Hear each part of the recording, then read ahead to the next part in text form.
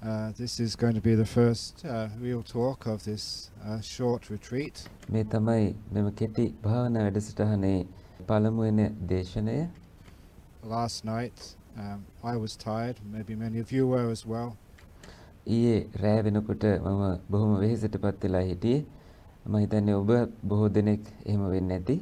And we're just getting settled in. අපි ඔක්කොම මේ ස්ථානයට හැඩගැසෙමින් හිටියේ.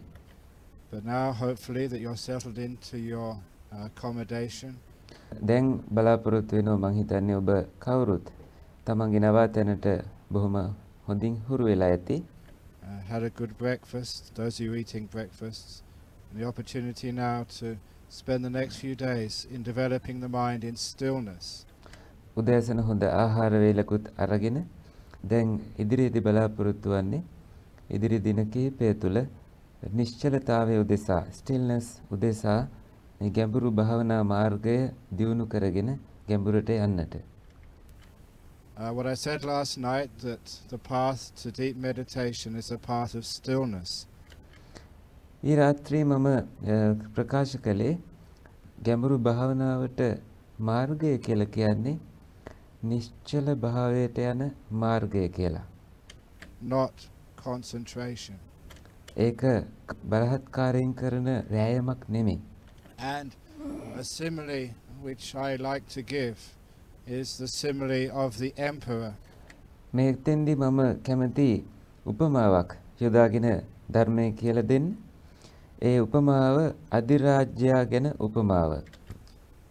Talking in similes makes it easier for us to remember the teachings of the Buddha. මේ උපමාවන් එක්ක ධර්මයේ කතා කරනකොට අපිට ලේසියෙන්ම බුදුරජාණන් වහන්සේගේ දේශනා මතක තියාගන්නට පුළුවන්. And sometimes we use the Buddha's similes, sometimes we invent our own. සමහර වෙලාවට බුදුරජාණන් වහන්සේගේ උපමා අපි පාවිච්චි කරනවා.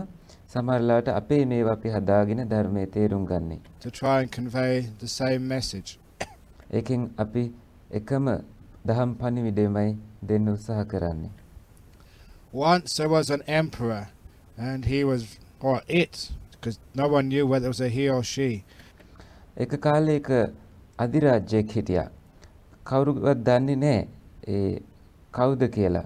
සත්වයේක්ද එහෙම නැත්නම් ගැහණු කෙනෙක්ද පිරිමි කෙනෙක්ද කියලාවත් කාටවත් අඳුරගන්න බෑ. Was very, very, very powerful. ඒ අධිරාජ්‍ය බොහෝම බලවත් කෙනෙක්. But the problem was that no one knew who this emperor truly was. ප්‍රශ්නේ උනේ මේ කවුරුවත් දැනන් හිටියේ නැහැ ඇත්තටම මේ අධිරාජ්‍යයේ යා කවුද කියලා. They did not know whether it was male or female. බොහෝ දෙනෙක් දැනන් හිටියේ නැහැ මේ පිරිමි කෙනෙක්ද ගැහණු කෙනෙක්ද කියලා. Whether it was Sinhalese or Tamil. Sinhala කෙනෙක්ද දෙමළ කෙනෙක්ද කියලා. Or Western or Chinese. බටහිර ජාතිකයෙක්ද චීන ජාතිකයෙක්ද කියලා. Or African. Because every time they saw the emperor. අප්‍රිකානු ජාතිකයෙක්ද කියලා දැනන් හිටියේ නැහැ. හේතුව ඒ කවුරු වුණත් මේ අධිරාජ්‍යවරයා දකින්න හැම වෙලාවකම the emperor was covered with 5 pieces of clothing. මේ අධිරාජ්‍යයා වැහිලා හිටියා ඇඳුම් වර්ග 5කින්. Which completely obscured who he really was. ඒකෙන් ඇඳුම් පහ නිසා අධිරාජ්‍යයා කවුද කියලා ඇත්තටම බලා ගැනීමේ අවස්ථාව වැහිලා ගියා. The emperor had boots which went up to his thighs. මේ අධිරාජ්‍යයාගේ සපත්තු එතුමාගේ කකුල් දෙක කලවටත් වඩා උඩට යනකම්ම තිබුණා.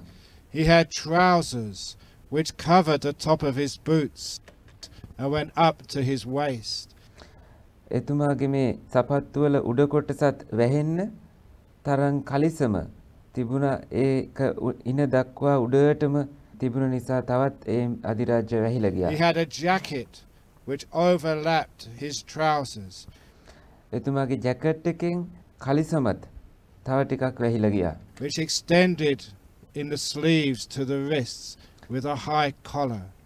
ඒ උස කොලර් එකක් තියෙන මේ කබාය ඇඳගත්තට පස්සේ අත්වල මැණික් කටුව දක්වාම දිගටත් වැහිලා ගියා. He had gloves which overlapped the end of his sleeves.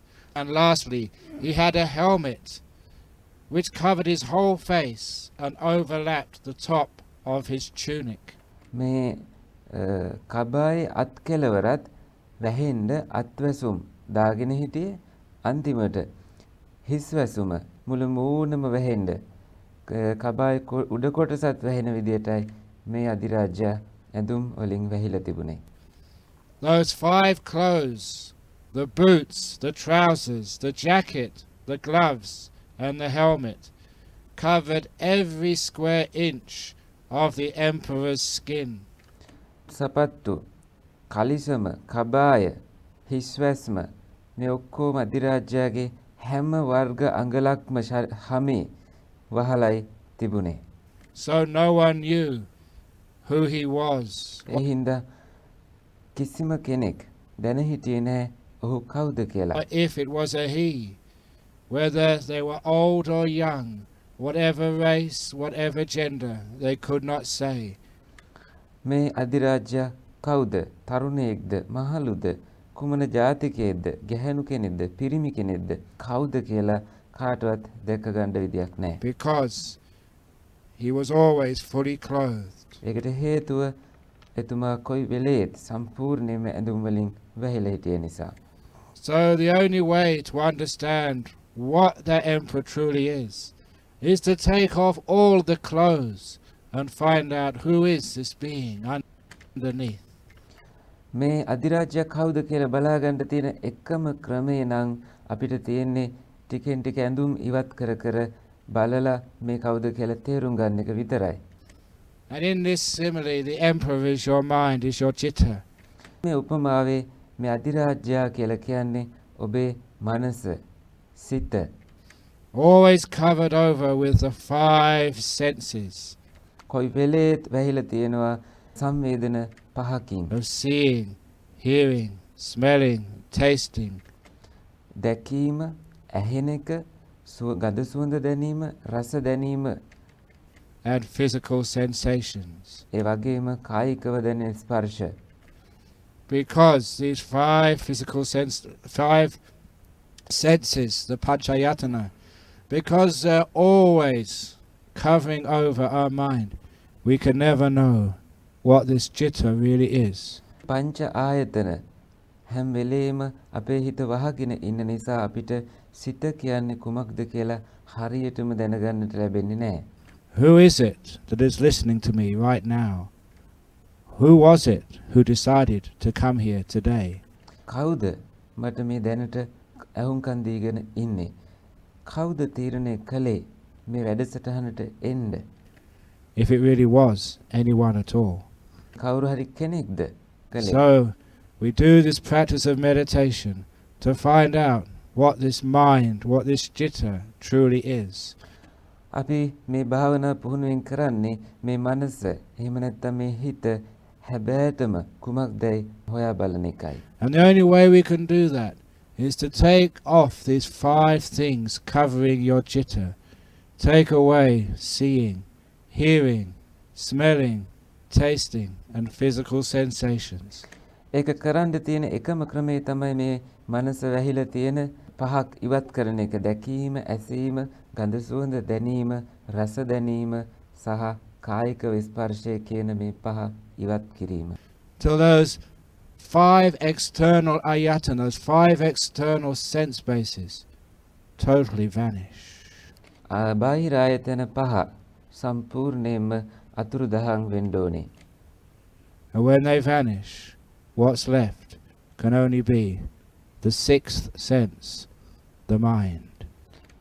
අර පහ වැහිලා ගියාට පස්සේ අතුරුදහන් වුණාට පස්සේ මොකක්ද ඉතුරු වෙන්නේ?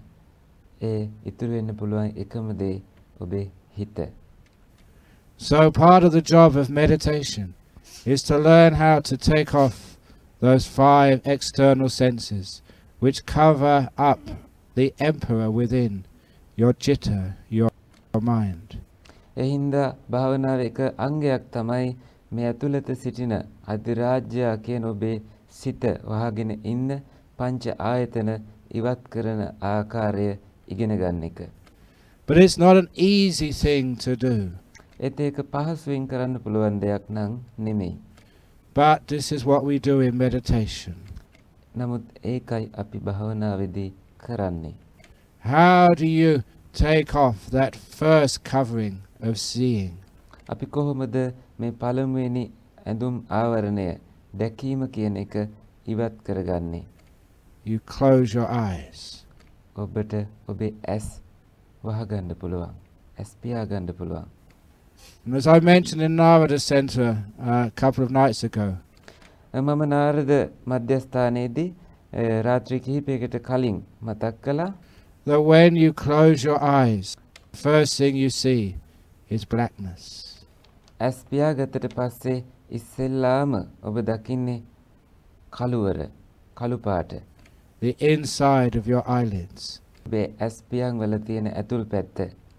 But if you're mindful enough, you will notice that a short time later, you don't even see blackness.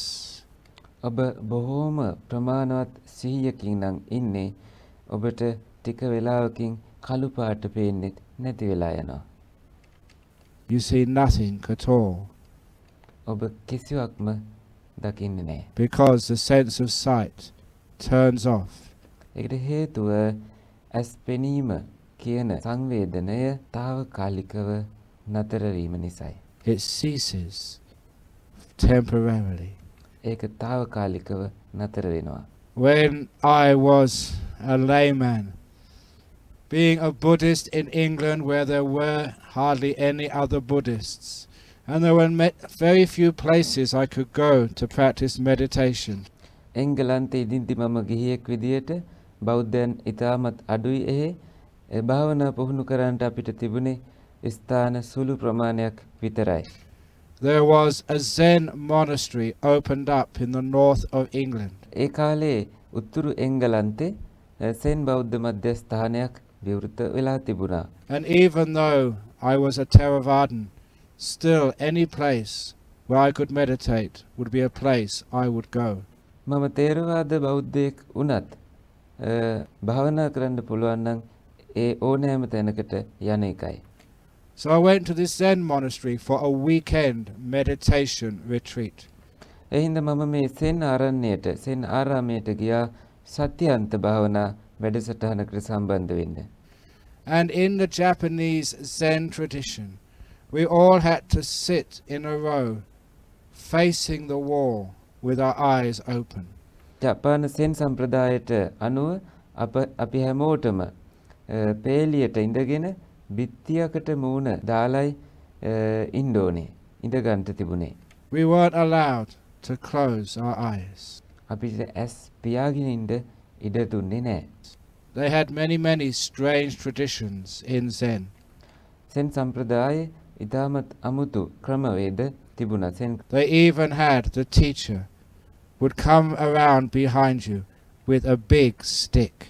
ඒගොල්ලන්ගේ සම්ප්‍රදාය හැටියට ගුරුවරයෙක් ඉන්නවා ලොකු පොල්ලක් අරගෙන ඔබේ පිටුපසින් එනවා. And if you started nodding, whack, he would hit you. ඔබ නිදි කිරා වැටෙන්න පටන් ගත්තතින් වැක් අනිවාර්යයෙන්ම ඔබට පහරක් වදිනවා. That was one way to overcome sloth and torpor, but I do not recommend it. ඒක මේ නිදිමත තීන මිද්දේ නැති කරගන්න තියෙන එක ක්‍රමයක් තමයි. නමුත් මම ඒක ඔබට අනුමත කරන්නේ නැහැ. I never got hit. You know why? Because the person sitting next to me, he got hit. And when I heard it go whack, I was so scared, all my sloth and torpor disappeared. මට කිසිම අවස්ථාවක කෝටු පාර වැදුනේ නැහැ. ඔබ දන්නවද ඒ මොකද කියලා? ඒකට හේතුව මගේ ළඟින් හිටිය කෙනාට කෝටු පාර වැදෙනවා. වැක් කියලා සද්ද ඇහෙනකොටම මගේ තිබිච්ච නිදිමත නැති වෙලා ගියා. But when you open your eyes and stare at a blank wall, a strange thing happens. ඒත් ඔබ ඇස් අරගෙන කළු පාට බිත්තියක් දිහා බලාගෙන ඉන්නකොට හරි අමුතු දෙයක් සිද්ධ වෙනවා. After a few minutes, the wall disappears. විනාඩි කිහිපයකට පස්සේ අර බිත්තිය අතුරුදහන් වෙලා යනවා. The reason is, it's nothing magical. It is just the nature of the human brain. ඒකට හේතුව පුදුමයට කාරණයක් නෙමෙයි. ඒ තමයි මිනිස් මොළයේ තියෙන ස්වභාවය. It is science.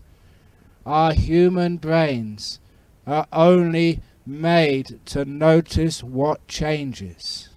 ඒක විද්‍යාත්මකයි. අපේ මොළය සකස් වෙලා තියෙන්නේ මේ වෙනස් වීම හඳුනා ගන්නට. If you are looking at something like a wall and it does not move, it does not change, after a while it is the nature of your brain to turn off sense of sight. ඔබ කුමක් හරි දෙයක් දිහා බලාගෙන ඉන්නව නම් වෙන චලනය වෙන්නේ නැති බිත්තියක් වගේ එකක් දිහා බලන් ඉන්නකොට ඒක වෙනස් වෙන්නේ නැති නිසා ටික වෙලාවකට පස්සේ දැකීමේ සංවේදනය නතර වෙලා යනවා. ඒක මොළයේ ස්වභාවය. Nothing is happening. කිසිම දෙයක් සිද්ධ වෙන්නේ නැති නිසා. It's much easier though to close the eyes and see that ordinary blackness in front of your eyelids. වඩාත් පහසුයි ඔබේ දැස් වසාගෙන ඇසිපිය ඇතුළත තියෙන ස්වාභාවික කළු බව දැකීම. And after a while the brain realizes nothing's going on. ටික වෙලාවකින් මොළයේ තේරුම් ගන්නවා කිසිම දෙයක් සිදුවන්නේ නැහැ කියලා. It turns off and the sense of sight stops. ඒක නතර වෙනවා. දැකීම කියන සංවේදනය ක්‍රියාත්මක වෙන එකත් නතර වෙලා යනවා. That is one of the easiest senses to turn off. ඒක සංවේදන වලින් තිබෙන ලේසිම එකක් නතර කිරීමට. We can just close our eyes and we're not seeing anymore.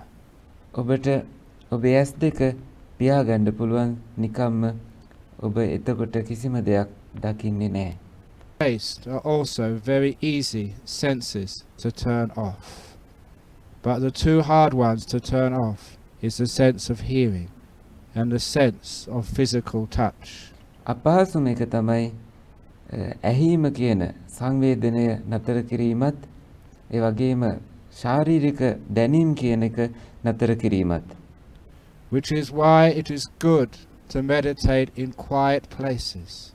ඒකයි අපිට පහසුම ශබ්ද අඩු තැනක භාවනා කිරීම, නිහඬ තැනක භාවනාවට තැන්පත් වීම.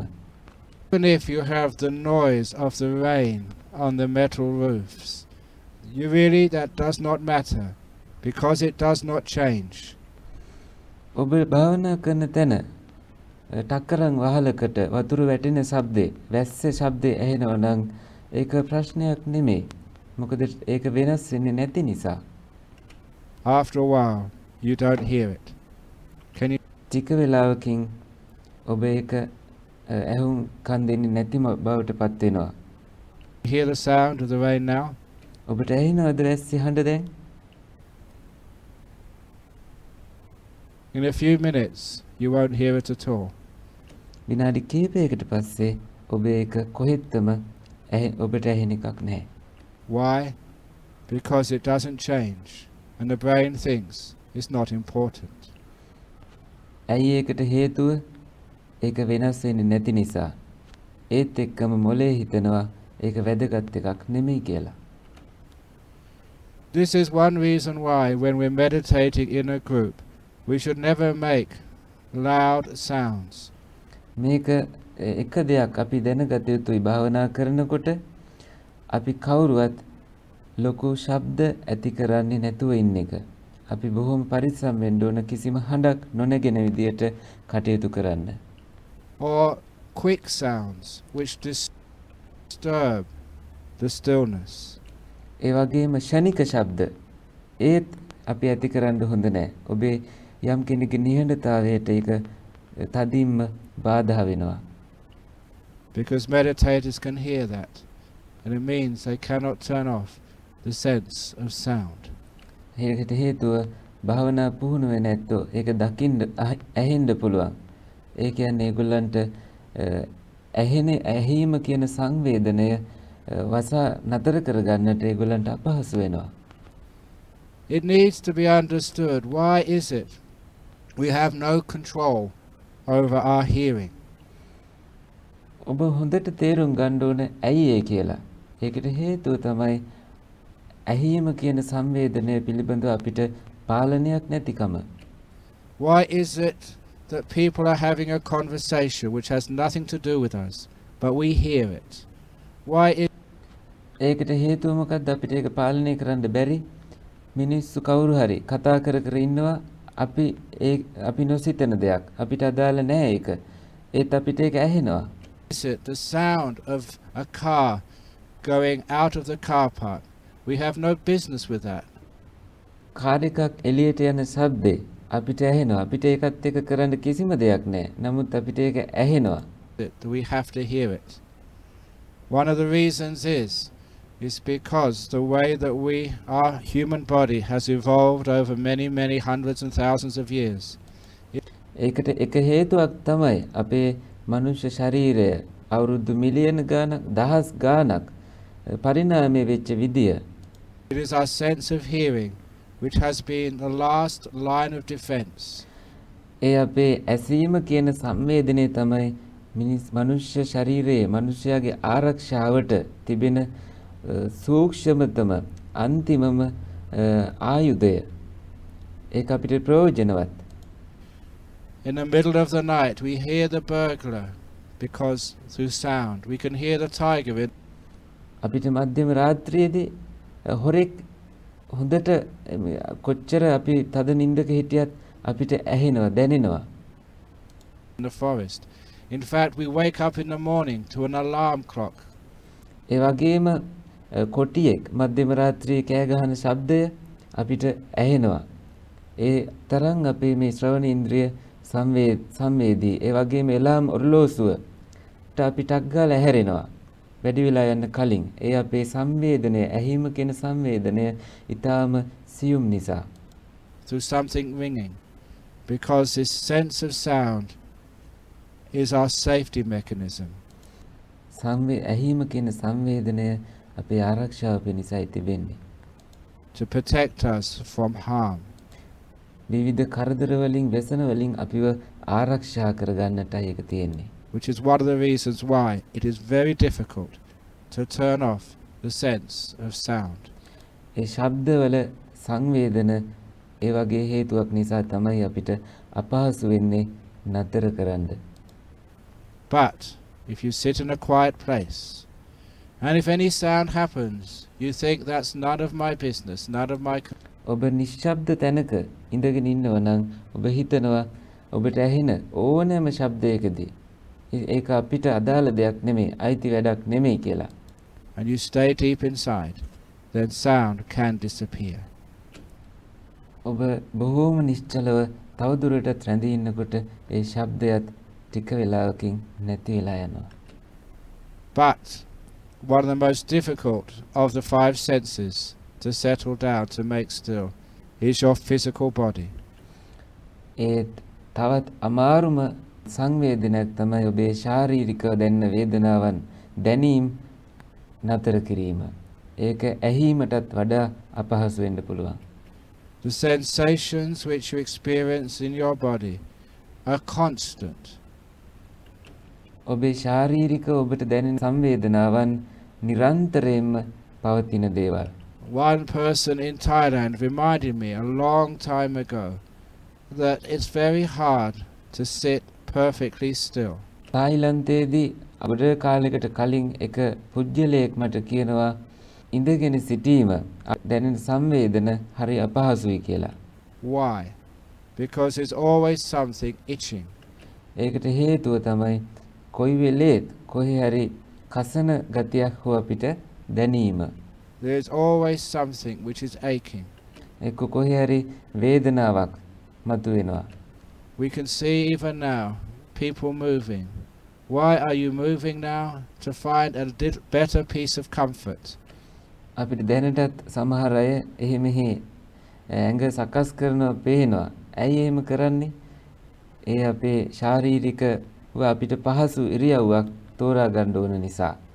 It's because this body is always irritating. You're pulling. ඒකට හේතුව මේ ශරීරය නිතරම අපිට බාධා කරනවා. Your ear. You are scratching your foot. You are moving your toes. ඔබ ඔබේ කන පිරිමදිනවා. ඊට පස්සේ නිය අතින් පිරිමැදමද ඉන්නවා. You are scratching your nose. I am just describing what I'm seeing in front of me right now. ඔබේ නහය ඔබ සූර ඉන්නවා. මේ මම විස්තර කරන්නේ මට දැන් පේනේව මගේ ඉස්සරහා. Look at other people, and how hard is it to sit absolutely still? Why? Because your body constantly demands attention. And because of that, it's very difficult to calm this body down. මේ හේතුන් නිසා ඔබේ ශරීරය නිශ්චලතාවයට පත් කරන එක බොහෝම අපහසුයි. However, there is a means to do that. කොහොම වුණත් ක්‍රමයක් තියෙනවා මේක කරන්න. First of all, you have to find a comfortable position to sit meditation in. ඔක්කොටම කලින් ඔබට තිබෙන්න ඕන බොහොම පහසු ක්‍රමයක් භාවනාව සඳහා ඉඳ ගන්න. බොහොම පහසු ඉරියව්වකින් ඔබ ඉඳ ගන්න ඕන. Remember, the first teaching of the Lord Buddha was the Majjhima Patipada. At the very beginning of the Dhammacakkappavattana Sutta, before the Buddha even mentioned the Four Noble Truths, he taught about avoiding the extremes. බුදුරජාණන් වහන්සේගේ පළමුවෙනි ධර්ම දේශනාව මේ වෙලාවේ මතකයට ගන්න උන්වහන්සේ මධ්‍යම ප්‍රතිපදාවේක ඉගැන්වුවේ.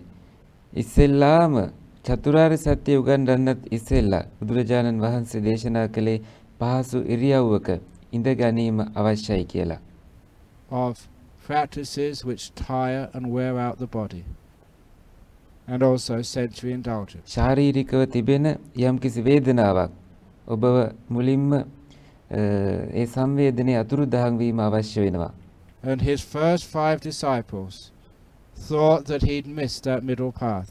He'd gone on a path of indulgence. උන්වහන්සේගේ පළමුවෙනිම ශ්‍රාවකයෝ 5 දෙනා හිතුවා මේ බෝධිසත්වයෝ සුඛ වේදනාවන් පැත්තට හැරුණා කියලා. Because he was not ascetic enough for them. And later on, when the Buddha became enlightened, ඒගොල්ලෝ හිතුවා මේ ඒගොල්ලෝ බලාපොරොත්තු වෙන විදිහේ තාපසයෙක් නෙමෙයි කියලා. and he went to see those 5 ascetics, the 5 ascetics realized that they were wrong, the Buddha was right. බුද්ධත්වයේ ලැබුවට පස්සෙම බුදුරජාණන් වහන්සේ ගියා මේ ශ්‍රාවකයෝ 5 දෙනා පස්වග මහණුන් මුණ ගැහෙන්න. ඊට පස්සේ ඒගොල්ලෝ තේරුම් ගත්තා ඒගොල්ල වැරදි බුදුරජාණන් වහන්සේ හරි කියලා. They were pushing their bodies too hard. ඒගොල්ලන්ගේ ශරීර ඒගොල්ල බොහොම තදින් පවත්වාගෙන ආවේ. And the Buddha found that beautiful middle way where he could put his body down, sit it on a seat, and there was no aches, no pains, no tightness or tension in his body. බුදුරජාණන් වහන්සේ හොයාගත්ත ඉස්සෙල්ලාම තමන්ගේ ශරීරය බොහොම පහසු ඉරියව්වක තැන්පත් කරගන්න එක. ඒ ක්‍රමයට උන්වහන්සේ තැන්පත් වුණාම වේදනාවක් නැහැ, කොහෙවත් ඇඟ කසන්නේත් නැහැ, කොහෙවත් බාධාවක් එන්නේත් නැහැ, බොහොම පහසුවෙන් ඉන්නට පුළුවන් බොහෝ වෙලාවක්. Which meant the physical sensations could disappear. ඒකෙන් අදහස් වෙන්නේ ඔබේ ශාරීරික ඔබට දැනෙන සංවේදන නැති වෙලා යන්න පුළුවන් කියන එක. Understanding that the first way of letting go of this 5th sense of the body is having a comfortable posture. පළමුවෙනි අතහැරීමේ ක්‍රමය තමයි හොඳ සුවපහසු ඉරියව්වකින් ඉඳ ගැනීම. So don't think that you have to sit cross-legged with a straight back on spikes or broken glass to become enlightened. ඔබ හිතන්න එපා එරමිනිය ගොතාගෙන කොන්ද ඍජුව තබාගෙන ඉන්න ඕන කියලා මේ ඍජු ඉරියව්වෙන් ඉඳීමෙන් ඔබේ නිවන ඔබට ළඟා වෙයි කියලා ඔබ හිතන්න එපා. ඒ වගේම වීදුරු කැබලි මත වාඩි වෙලා ඉඳලා හෝ උල් මත වාඩි වෙලා ඉඳලා හෝ ඔබ කිසිම ආකාරයකින් මේ සත්‍ය අවබෝධය ඔබට ලැබෙයි කියලා ඔබ හිතන්න මෙපා. Do not harm your body. ඔබගේ ශරීරයට හානි කරන්නත් එපා. If you want to use an extra cushion, please do so. ඔබට අවශ්‍ය නම් අමතර කුෂන් එකක් පාවිච්චි කරන්න. අනේ ඒක පාවිච්චි කරන්න.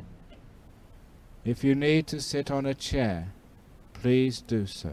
ඔබට පුටුවක් අවශ්‍ය නම් භාවනා කරන්න ඔබ ඒ පුටුවකුත් අරගෙන තමන්ගේ ළඟින් තියාගෙන ඒ පුටුව පාවිච්චි කරන්න භාවනාවට. There is nothing magic about sitting cross-legged. ඔබ බිම බද්ධ පර්යංකයෙන් ඉඳගන්න එක එරමිනිය ගොතාගෙන ඉන්න එක අමුතු අරුමයක් කියලා. ඒකේ මොකක් හරි විශේෂත්වයක් තියෙනවා කියලා නම් හිතන්න එපා. Remember, I spend most of my time in Western countries teaching meditation.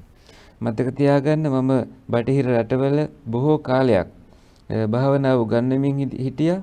And these are two Caucasians who spent their whole life sitting on chairs. And when I asked them, sit... කෝකේසියන් ජාතිකයෝ දෙදෙනෙක් හිටියා. ඒගොල්ල කොයි වෙලේද ඉඳගෙන හිටියේ මුළු ජීවිත කාලයම පුටුවල.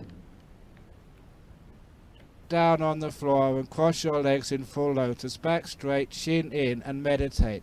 After 1 or 2 minutes, it's excruciating.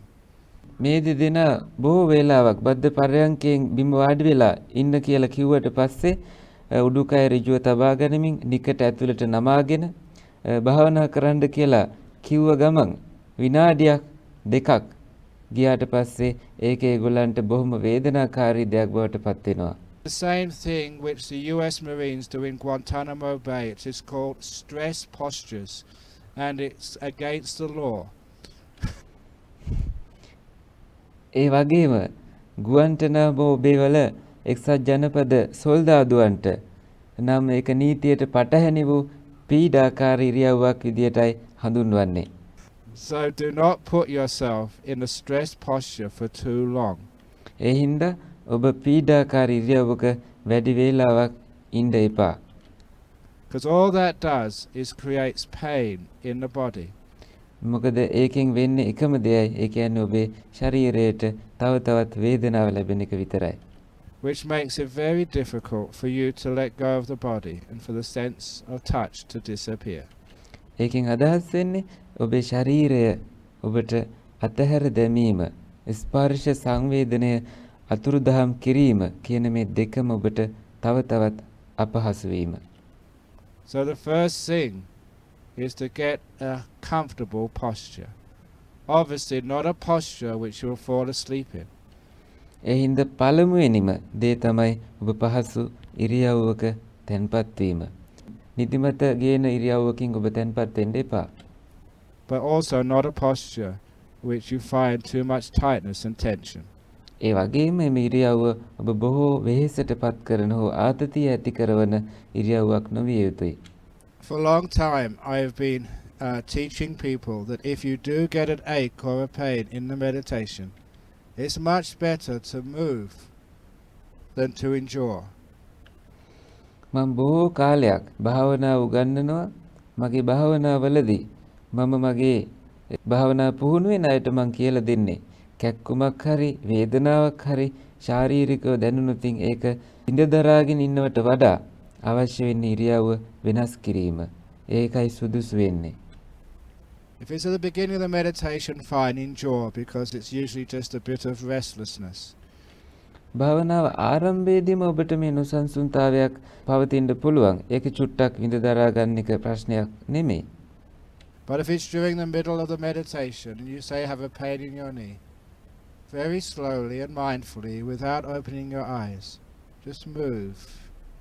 ඔබ භාවනාව මැදදී ඔබට දනහිස වේදනාවක් හරි වෙනත් මොකක් හරි වේදනාවක් එනවනම් ඔබ හිමීට බොහෝම සිහියෙන් ඒ ඉරියව්ව වෙනස් කරන්න. It takes about 10 seconds. ඒකට ගත වෙන්නේ තප්පර 10ක වගේ සුළු කාලයක් විතරයි. And after that 10 seconds, you have lost a little bit of your meditation peace. ඒ තප්පර 10න් භාවනාවෙන් ඔබට ලැබිච්ච ඒ සාමය චුට්ටක් වගේ නැති වුණත් නැවත ඉක්මනින්ම ඒක ගොඩනගා ගැනීමට ඔබට පුළුවන් වෙනවා. But you soon make it up again and go far deeper. ඒකෙන් ඔබ ඉක්මනින් මේක නැවත ලබාගෙන භාවනාවේ ගැඹුරට යෑමේ හැකියාවක් ඔබට ලැබෙනවා. But if you endure that pain, you will never be able to go deep and let go of your body. ඔබේ වේදනාව දරා සිටීමට උත්සාහ කළොත් සිදුවන්නේ ඔබට ගැඹුරට යන්න බැරි වෙනවා. ඒ වගේම ශරීරය අතහැරීම, ඒ සංවේදනයේ අතුරුදහන් වීම ඔබට අපහසු දෙයක් to බවට have පත් that වෙනවා. fifth sense disappear. The pain will always be a distraction for you. වේදනාව තුලින් පුළුවන් ඔබේ භාවනාවට බාධාවක් ගේන්න. ඔබ භාවනාවෙන් ඉවතට ඇදගෙන යන්න පුළුවන්. It's the same way in meditation retreats when you are sitting together. If you feel like coughing, please cough as soon as possible. ඒ වගේම භාවනා වැඩමුළු වලදී ඔබ පිරිසක් එක්ක එකතු වෙලා වාඩි වෙලා ඉන්නකොට කැස්සක් එනවා කියලා දැනෙච්ච ගමන් ඉක්මනින්ම කහින්න. ඒක හිර කරගෙන ඉන්න එපා. To lessen the irritation. Because if you don't cough, the irritation builds and builds and builds. It is what we call the volcano effect. කහින්නේ නැතුව ඒක තද කරගෙන හිටියොතින් ඔබට මේ බාධාව වැඩි වෙලා දැනීම වැඩි වෙලා එක සැරේම පුපුරලා යනවා. මේකට අපි කියනවා ගිනි කන්දක් පුපුරා යනවා වගේ දෙයක් කියලා. As the pressure builds when you do cough, it is extremely loud, and you spray all the people around you with your saliva. විශාල කැස්සක් ඔබ තද කරගෙන ඉඳලා එක සැරේම ඔබ කැස්සොතින් වෙන්නේ වටේටම ඉන්න අයට ඔබේ කෙල ඉසිවිලා යන එක.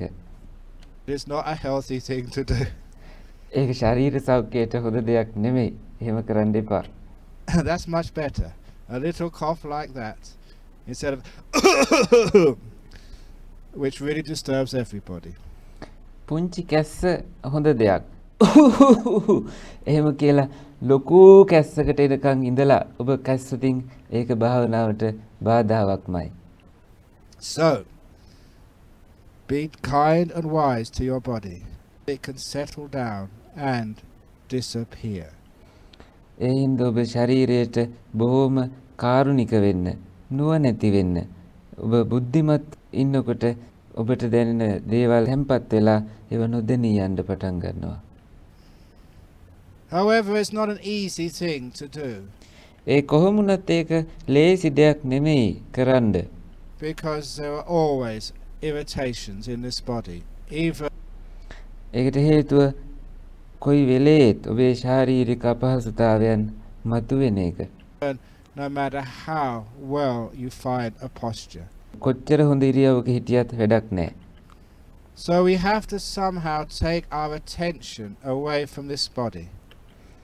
ඒ නිසා අප කොහොම හරි අපගේ අවධානය හෝ ආතතිය මේ ශරීරය පිළිබඳව අපි ඒක ඉවත් කරගන්න ඕන. So that it can just disappear. ඒකෙන් ඔය වේදනාවන් අවධානය නැති වෙනකොට ටික වෙලාවකින් ශරීරය පිළිබඳව දැනීම නැති වෙලා යනවා. In the same way, you take your attention away from sound. අය විදියටම ඔබේ අවධානයේ ශබ්දයන් පිළිබඳව තියෙන අවධානය ඉවත් කරන්න පුළුවන්. ඒ වතුරු දහන් වෙලා යනවා.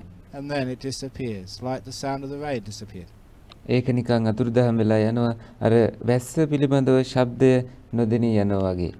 If you can do that, you'll find the body vanishes.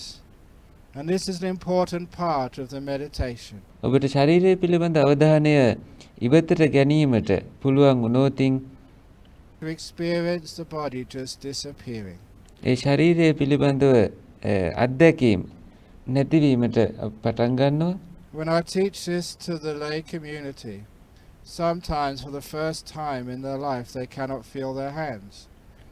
මේ ශරීරය පිළිබඳව වේදනාවන් ඊටම වැදගත්. මම භාවනාව ගිහි පින්නතුන්ට උගන්වනකොට සමහර විට උන්ට ජීවිතේ පළමු වතාවට තමන්ගේ අත් පිළිබඳව දැනීම නොදැනීලා යනවා.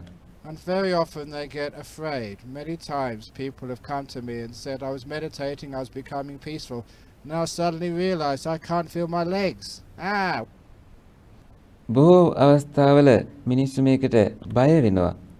මට බොහෝ අය ඇවිල්ලා කියනවා මම දැන් භාවනා කර කර හිටියේ. මට ගොඩාක් සාමය බොහොම දැනෙන්න ගත්තා. එකපාරටම තේරුණා මට මගේ කකුල් නොදැනී ගියා කියලා. ඕ මොකද වෙන්නේ යන්නේ කියලා ඒගොල්ල ඇවිල්ලා මට කියන්න ගත්තා. What's going on? I'm going crazy. I'm going sick. මොකක්ද වෙන්නේ යන්නේ? මට එක්ක පිස්සු හැදීගෙන එනවද? එක්ක මොකක් හරි ලෙඩක්ද මේ වෙන්නේ? Please know that this is standard experience in meditation. Your body disappears, and it's wonderful that it disappears. කරුණාවෙන් තේරුම් ගන්න මේ ශරීරය නොදෙනී යනවා කියලා කියන්නේ භාවනාවේ සාමාන්‍ය ඒ වගේම හොඳ අනර්ග අත්දැකීමක්. I had to learn this when I was, again, young monk in Thailand. මට මේක ඉගෙන ගන්න ලැබුණේ තායිලන්තේ මම තරුණ හාමුදුරන් වහන්සේ නමක් විදියට ඉන්නකොට.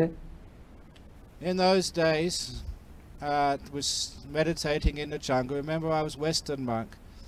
ඒ දවස්වල මම භාවනා කරමින් කැලේ හිටියේ. අනි මම බටහිර ජාතික හාමුදුරන් වහන්සේ නමක්. I was born in London. I was not used to jungles. මම ඉපදුනේ ලන්ඩන් වල. ඒ වුණාට කැලෑවලට මම පුරුදු වෙලා හිටියේ නෑ. Especially I was not used to mosquitoes. විශේෂයෙන්ම මම මදුරුවන්ට නම් කොහෙත්ම පුරුදු වෙලා හිටියේ නෑ. I don't know, many of you come from Nauyana. I don't know what the mosquitoes are like there. මම දන්නේ නෑ බොහෝ සාමින් වහන්සේලා නාවියනෙන් දැන් මේ ස්ථානයට වැඩම කරලා ඉන්නවා. එහෙ මදුරුව කොහොමද කියලා මම දන්නේ නෑ. But in the northeastern Thailand, they were terrible. And in the ඊසාන දිග තායිලන්තේ මදුරුවන් නම් හරිම භයානකයි. evening, we would meditate under the trees together.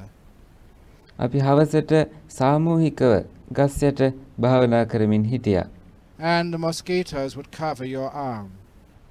මදුරුව ඇවිල්ලා ඔබේ අත සම්පූර්ණයෙන්ම වසා ගන්නවා. Together with another monk, we used to count the mosquitoes to see who could count the most. තවත් හාමුදුරු නමකුත් එක්ක මම ඇතේ වහලා ඉන්න මදුරුව ගණන් කරන්න පටන් ගත්තා. කාටද වැඩිපුර ගණන් කරගන්න පුළුවන් වෙන්නේ කියලා බලන්න. I got up to about 60 or 70 at a time. මම එක වතාවකට 60ක් හෝ 70ක් පමණ මදුරුව ගණන් කරා. And I realized you can't count more than that at a time because they were too close together. ඊට පස්සේ තේරෙන්න ගත්තා ඊට වඩා ගණන් කරන්න බෑ. ඒකට හේතුව ඒගොල්ලෝ බොහෝම ළඟින් හිටිය නිසා. You could not separate them. ඒගොල්ලෝ වෙන්ව දකින්නත් බෑ. The reason why they were coming was because this was the first time in that part of the world they had Western monks. ඒගොල්ලෝ එහෙම එන්න හේතුව තමයි බටහිර ජාතික හාමුදුරු නමක් පළවෙනි වතාවට තමයි ඒ ලෝකයේ ඒ කොටසට ඇවිල්ලා හිටියේ. The first time the mosquitoes had Western food. පළවෙනි වතාවට මදුරුවන්ට බටහිර තින් ආහාරයක් ලැබුණා. You know what it's like whenever a new restaurant opens up in town? ඔබ දන්නවද නගරේ අලුත් අවන්හලක් විවෘත කරාට පස්සේ වෙන දේ? It's Japanese food or Western food or Brazilian food. It's always popular while everybody likes to try it. බටහිර ආහාර වෙන්න පුළුවන්, ජපානයේ ආහාර වෙන්න පුළුවන්, බ්‍රසීලියන් ආහාර වෙන්න පුළුවන්. ඒ මොන වුණත් ඕනම කෙනෙක් ඇවිල්ලා ඒක ජනප්‍රිය නිසා කවුරුත් චුට්ටක් කැමති වෙනවා රස විඳින්න. And I'm sure the mosquitoes were telling all their friends, "Hey guys, there's Western food in this monastery. Come and try it." මට හොඳටම විශ්වාසයි. මදුරුවෝ කියනවා ඇති යාළුවන්ට මෙන්න මේ ආරණ්‍යයේ බටහිරින් ආහාර තියෙනවා. ඇවිල්ලා රස විඳලා බලන්න පොඩ්ඩක් කියලා. And you also know that mosquitoes have been conditioned through generations to know when they see a brown robe, it is a safe meal. ඒ වගේම ඔබ දන්නවා මදුරුවෝ පරම්පරා ගානක අත්දැකීමෙන් ඒගොල්ලෝ තේරුම් අරන් ඉන්නවා දුඹුරු පාට සිවුරක් දැක්කට පස්සේ මේක ආරක්ෂිත ආහාරයක් කියලා. Because we really do keep our precepts, we never squash the mosquitoes. ඒකට හේතුව අපි සිල්පද හොඳින් ආරක්ෂා කරන නිසා අපි කොයි වෙලාවකවත් මදුරුවා තලන්නේ නැහැ. Even 8 preceptors or 5 preceptors, sometimes you do, I've seen you. But ඒත් සමහර වෙලාවට පන්සිල් රකින්න අය හෝ අටසිල් රකින්න අයත් එහෙම කරනවා කියලා මම දැකලා තියෙනවා. as monks, we're safe. ඒත් හාමුදුරුවෝ හැටියට අපෙන් බොහෝම ආරක්ෂාවක් තියෙනවා. And also, as I said the other night, that you can see how we dress. We have bald head, we've got bare shoulders. ඒ වගේම එදා රාත් මම කිව්වා අපේ හිස මුඩු කරලා තියෙන්නේ, උරහිසත් විවෘත වෙලා තියෙන්නේ. We have more seats at the dinner table, as it were, for the mosquitoes. ඒ හින්දා ගිහියට වඩා අපි මදුරුවන්ට කෑම මේසපුටු සපයනවා. So the mosquitoes were driving you crazy. ඒ හින්දා මදුරුව අපිව උමුදු බවට පත් කරනවා. So the only thing I could do to endure was to focus on my breathing. මට කරන්න තිබිච්ච එකම දේ තමයි මගේ හුස්ම කෙරෙහි අවධානය යොමු කරන එක. I was doing anapanasati to focus on it, and every time I wandered away from my breath, I could actually feel the mosquitoes. මම ආනාපාන සති භාවනාව කර කර හිටියේ. කොයි වෙලේ හරි මගේ හිත ඒකෙන් ඉවත් වෙලා ගියා නම් මට මදුරුව පිළිබඳව මදුරුව දෂ්ට කරන එක මට දැනෙන්න ගත්තා. So I didn't wander away from my breath very much at all. ඒ හින්දා මට කොහෙත්ම වැඩියෙන් අවධානය වෙනත් අතකට යවීම පිළිබඳව කිසිම අවස්ථාවක් ඇති වුණේ නැහැ. Until I focused so well on my breath, the whole body vanished. සම්පූර්ණයෙන්ම මම ආශ්වාස ප්‍රාශ්වාස පිළිබඳව අවධානය අරගෙන එනකොට මගේ ශරීරය පිළිබඳව දැනීම නැති වෙලා යන්න ගත්තා. I literally could not feel my arms or my head. මට සාමාන්‍යයෙන් කොහෙත්ම මගේ අත පිළිබඳව දැනීමවත් ඔළුව පිළිබඳව හිස පිළිබඳව දැනීමවත් මට කොහෙත්ම තිබුණේ නැහැ. It had gone. That was a great teaching for me, to know that yes, you can focus on one simple thing like the breath. ඒක මට ලොකු ඉගැන්වීමක් වුණා. මොකද්ද? ඒ කියන්නේ අපේ සරල දෙයකට අපේ අවධානය ගේන්න පුළුවන් කියන ඉගැන්වීම. And the rest of your body totally vanishes. අනිත් ශරීරයේ සියලුම දේවල් සම්පූර්ණයෙන්ම නැති වෙලා යනවා. And it gave me a great sense of freedom from the irritation of being bitten by mosquitoes. ඒකින් ඔබට ලැබෙනවා ලොකු දැනීමක්. ඔබ මදුරුවන්ගෙන් කෑව කියලාවත් නෙමෙයි, සාමාන්‍යයෙන් ඔබට සෑහෙන සහනයක් ඔබට දැනෙන්න ගන්නවා. And the other time which I remember in my early years doing this, මට තවත් අවස්ථාවක් මතක් වෙනවා භාවනාවේ මූලික අවුරුදු වලදී was when I was in hospital with typhus fever. මම රෝහල්ගත වෙලා ඉන්නකොට මට සන්නිපාත උණ හැදිලා. In that particular part of Thailand, there were some little mites, these very small insects living on the forest floor. තායිලන්තේ කුඩා කෘමියෝ జాතියක් හිටියා මේ පොළව මත ඉන්න. The virus called scrub typhus. The local villagers who'd grown up in that area for generations had a natural immunity. But the Western monks coming there for the first time, or even if you're a Sri Lankan going there, that you too would catch the scrub typhus, which was a... ඒ කෘමි జాතියෙන් තමයි මේ රෝගය හැදෙන්නේ. ඒ පළාත්වල අයට නම් සාමාන්‍යයෙන් ප්‍රතිශක්තියක් තිබුණා මේ සත්‍යයට හුරු වෙන්න. නමුත් අපිට එහෙම හැකියාවක් තිබුණේ නැහැ. fever like typhoid, a hot fever and being very weak, and there I was in hospital for many weeks. ඒකෙන් ලැබෙන්නේ සත්‍යයට ගොදුරු නම් වෙන්නේ ඔබට අධික උණක්. ඔබට දැනෙනවා මට රෝහල්ගත වෙලා ඉන්න උනා සති ගාණක්. Because they did not know what the disease was. ඒ වගේ මේගොල්ලෝ දැනගෙන හිටියේ නෑ මොකද්ද මේ රෝග තත්ත්වය කියලාවත්. And I remember just feeling so weak, feeling just so sore, because when you have fever, your whole body aches. මට මතකයි මගේ ශරීරය සම්පූර්ණයෙන්ම දුර්වලයි කියලා ඔබට දැනෙනවා. කිසිම ශක්තියක් නැහැ කියලායි මට දැනෙන්නේ. And thinking to myself that I am a monk, I should be meditating rather than feeling negative. ඒ වගේම මම හිත හිටියා මම හාමුදුරු කෙනෙක්.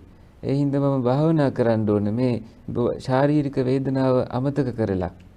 And practicing my anapanasati, focusing on my breath, until once again the body disappeared. මම භාවනා කරන්න පටන් ගත්තා. ආශ්වාස ප්‍රාශ්වාස පිළිබඳ අවධානය ටික ටික ගත්තා.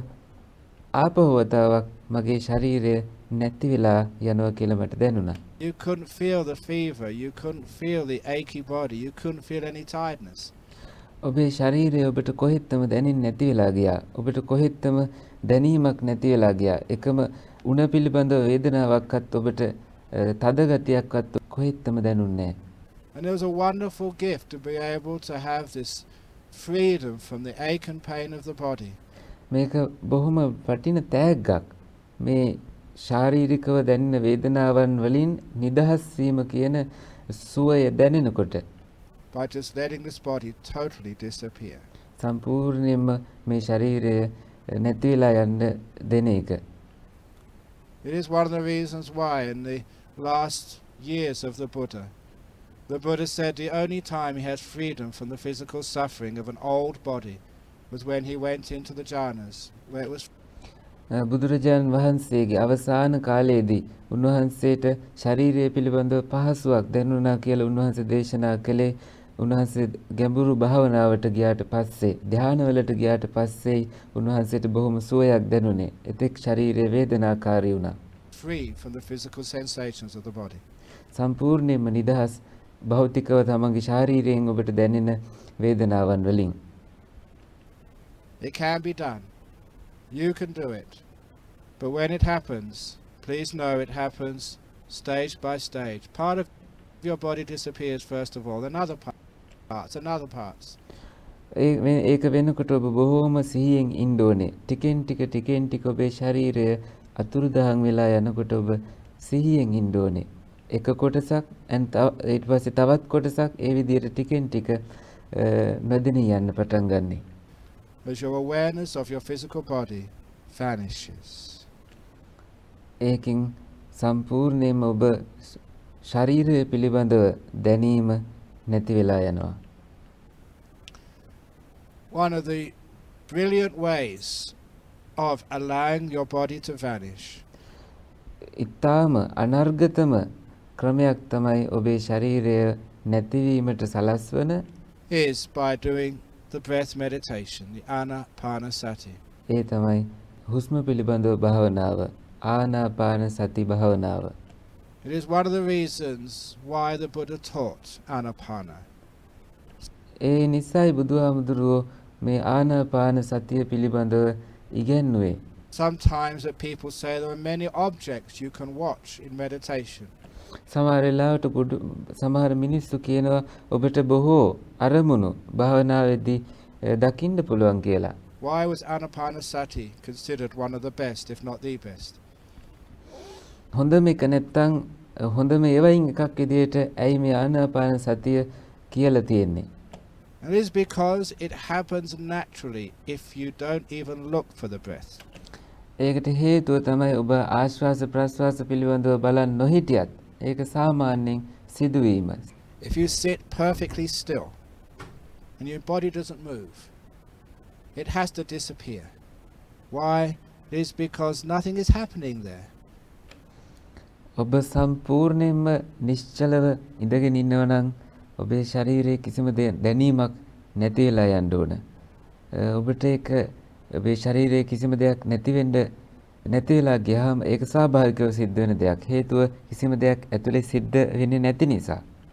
Just like watching a wall. You're watching the body, it's not moving, it's not aching.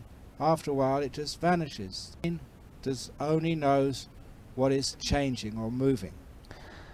ඒක හරියට බිත්තියක් දිහා බලාගෙන ඉන්නා වගේ. ටික වෙලාවකින් මොලේ තේරුම් ගන්නවා කිසිම දෙයක් සිද්ධ වෙන්නේ නැහැ කියලා. ඒ හින්දා ඒක ක්‍රියාත්මක වෙන එක නතර වෙලා යනවා. So sitting still, the body will disappear naturally.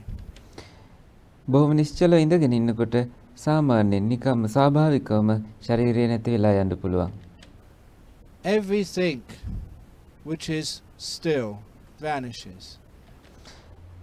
ශරීරය විතරක් නෙමෙයි නිශ්චලව තිබෙන ඕනම දෙයක් නැති වෙලා යනවා. නොදෙනී යනවා. But what are the two parts of the body which are always moving, even if you're sitting like a rock? Your breath is always going in and out, and your heart is always beating. ඒ වගේම දෙකක් තව සංවේදන දෙකක් කොයිතරම් නිශ්චලව හිටියත් ඔබට නතර වෙන්නේ නැති දෙකක් තිබෙනවා. ඒ තමයි ඔබේ හුස්ම වැටෙන එකත් හදවත ස්පන්දනය ඔබට නොදෙනී යන්නේ නැහැ. The thing is, we're not that sensitive to the beating of our heart, but we are very sensitive to the breath of our air going in and out of our lungs. අපේ පෙනහළුවල හුස්ම වැටෙන එක අපිට වඩාත් දැනෙනවා හදවතේ තියෙන ඒ ස්පන්දනය දැනෙනවට වඩා. When everything else is still, the last thing which is moving is usually your breath. චලනය වෙමින් පවතින හැම දෙයක්ම නතර වුණාට පස්සේ චලනය වෙන එකම දේ තමයි හුස්ම වැටෙන එක. So when I meditate and I sit down, I don't even try to look for my breath. මම භාවනා කරනකොට මම චුට්ටක්වත් උත්සාහ කරන්නේ නැහැ. උත්සාහයෙන් හුස්ම දිහා බලන්නට. I just let go and be still. All the body vanishes. I'm not looking at anything. My eyes are closed. I'm not paying any attention to sounds. මම සාමාන්‍යයෙන් ඔක්කොම සංවේදනාවලට යන්න දීලා කිසිම විශේෂ අවධානයක් නැතිව සාමාන්‍ය හුස්ම වැටෙන එක පිළිබඳව මම බලාගෙන ඉන්නවා. ඒත් එක්කම ශබ්ද පිළිබඳවත් ආදී දේවලුත් ටිකෙන් ටික නැති වෙලා යනවා. Everything disappears and the last thing which is left is my breathing. ඔක්කොම නැති වෙලා ගියාට පස්සේ ඉතුරු වෙන අන්තිම දේ එකම දේ තමයි මේ හුස්ම වැටෙන එක. Because it is the one thing still moving. Everything else is still. ඒක තමයි ඉතුරුලා තිබෙන චලනය වෙන එකම දේ. ඒකයි අපිට ඒක දැනෙන්නේ.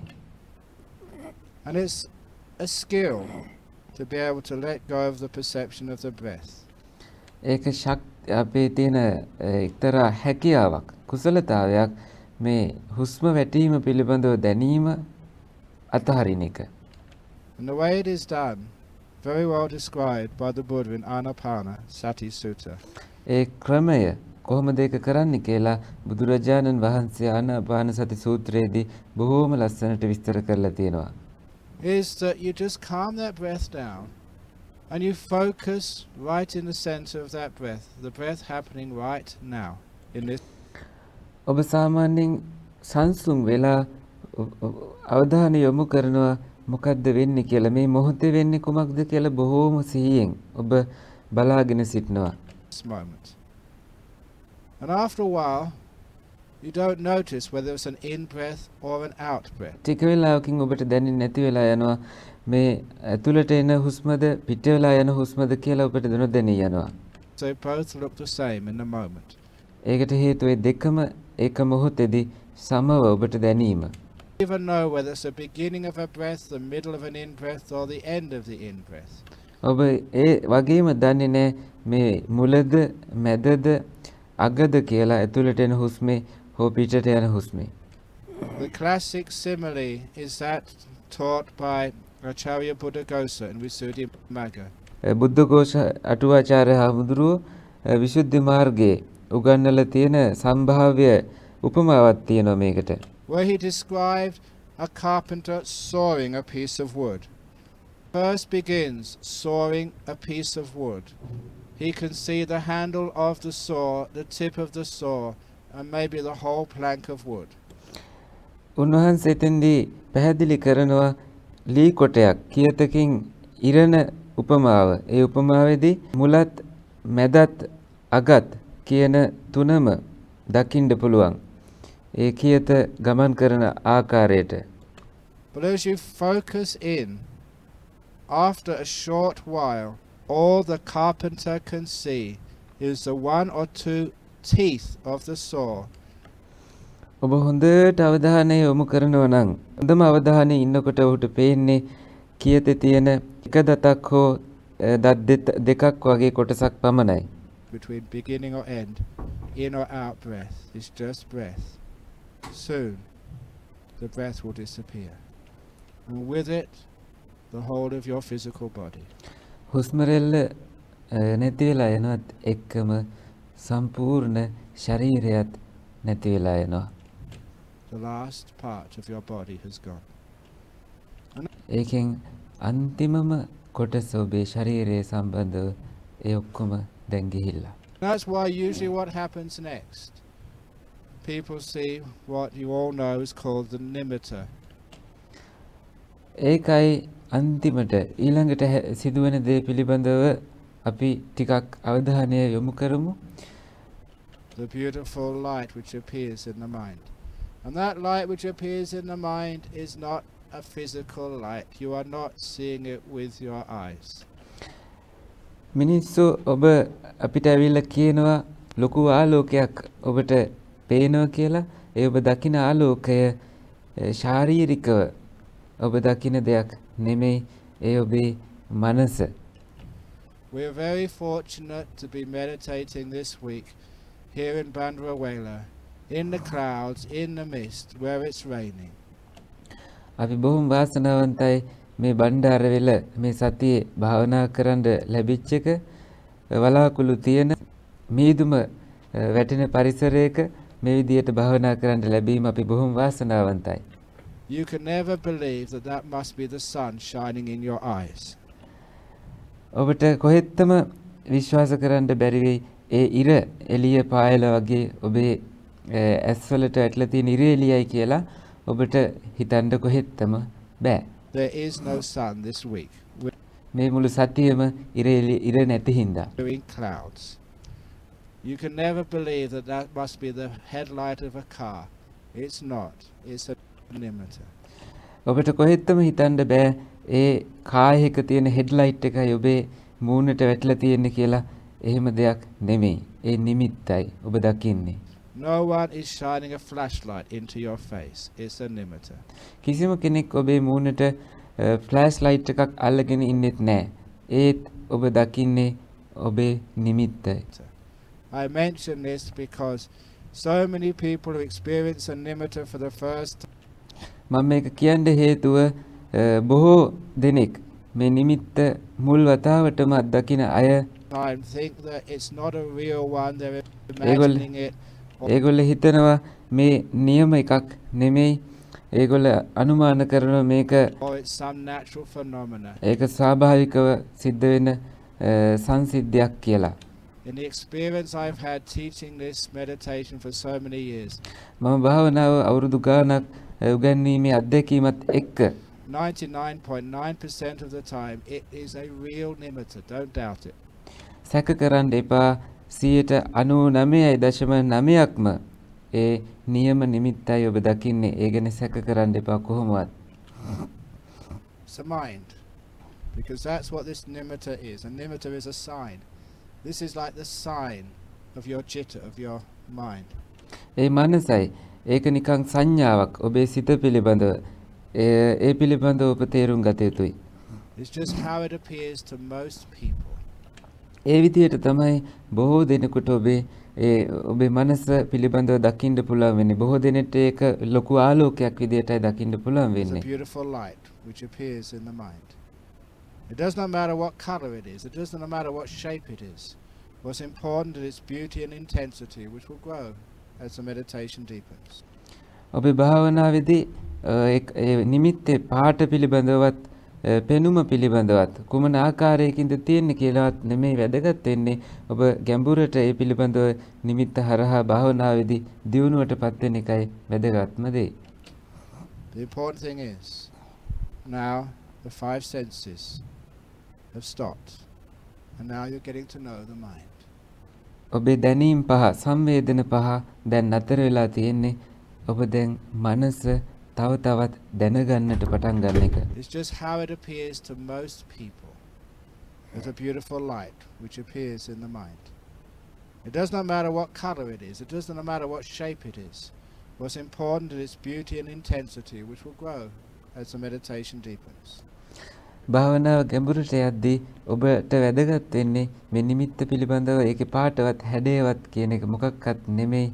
ඔබේ භාවනාව ගැඹුරට යන්න ඒ නිමිත්ත දීප්තිමත් වීම සහ බොහොම පියකරු එකක් බවට පත් වීමයි වැදගත් වෙන්නේ. The important thing is, now the five senses have stopped. තවත් වැදගත් දෙයක් තමයි ඔබේ සංවේදන පහ නතර වෙලා. And now you're getting to know the mind. දැන් ඔබ මනස පිළිබඳව දැනගන්නට පටන් ගත්තා. Its power, its beauty and its bliss. ඒකේ බලය, ඒකේ ලස්සන පියකරු බව, ඒ වගේම ඒකේ තියෙන බොහොම ආශිර්වාද ජනක බව ඔබට දැනෙන්න ගන්නවා. and also exactly what it is. ඒ වගේම ඒ තමයි මනසේ තියෙන නියම ස්වභාවය. තව තවත් ඒක පියකරු වීම. To understand the emperor. But this can only be accessed when you are still. අධිරාජ්‍යය පිළිබඳව මතකය මේ වෙලාවේ වැදගත් වෙනවා. මේ මනස නිශ්චල භාවයට පත්වීම තමයි තවත් අපිට මේ වෙලාවේදී සිදු වෙන්නේ. And of course, what do most people do? They try to be still. ඒකට මනසට නිශ්චල භාවයට පත් වෙන්න ඉන්න දෙන්නේ නැතුව බොහෝ අය කරන්නේ ඒකට උත්සාහයක් වෙනම බලයක් යෙදවීම.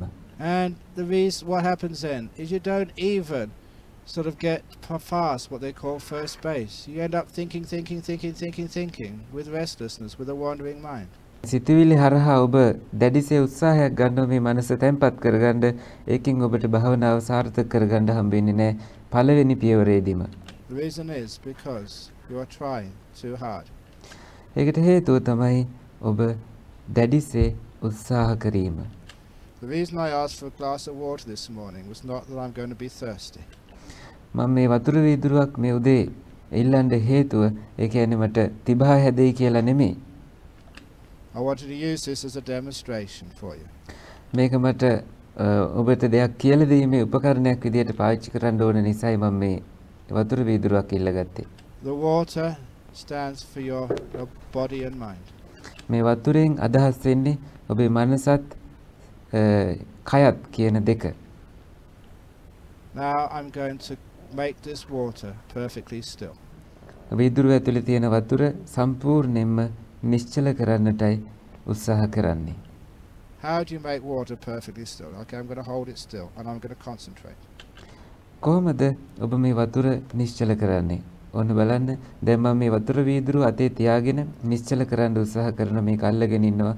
බොහොම හොඳ අවධානයෙන් ඉන්නවා දැඩිසේ මේක නිශ්චල කරන්න. I need your help on this. Can you please tell me when it stops moving? එහෙනම් මට උදව්වකුත් දෙන්න. මේක දිහා බලන් ඉඳලා කියන්න කොයි වෙලේද මේ වතුර හෙලවෙන එක නතර වෙන්නේ කියලා. I'll put my hand down so you can see better. මම චුට්ටක් අත පල්ලෙහාට කරලා පෙන්නනවා ඔබට වඩාත් හොඳට දකින්න පුළුවන්. Is it moving? So I'll try harder. තවමත් හෙල්ලෙනව නේද?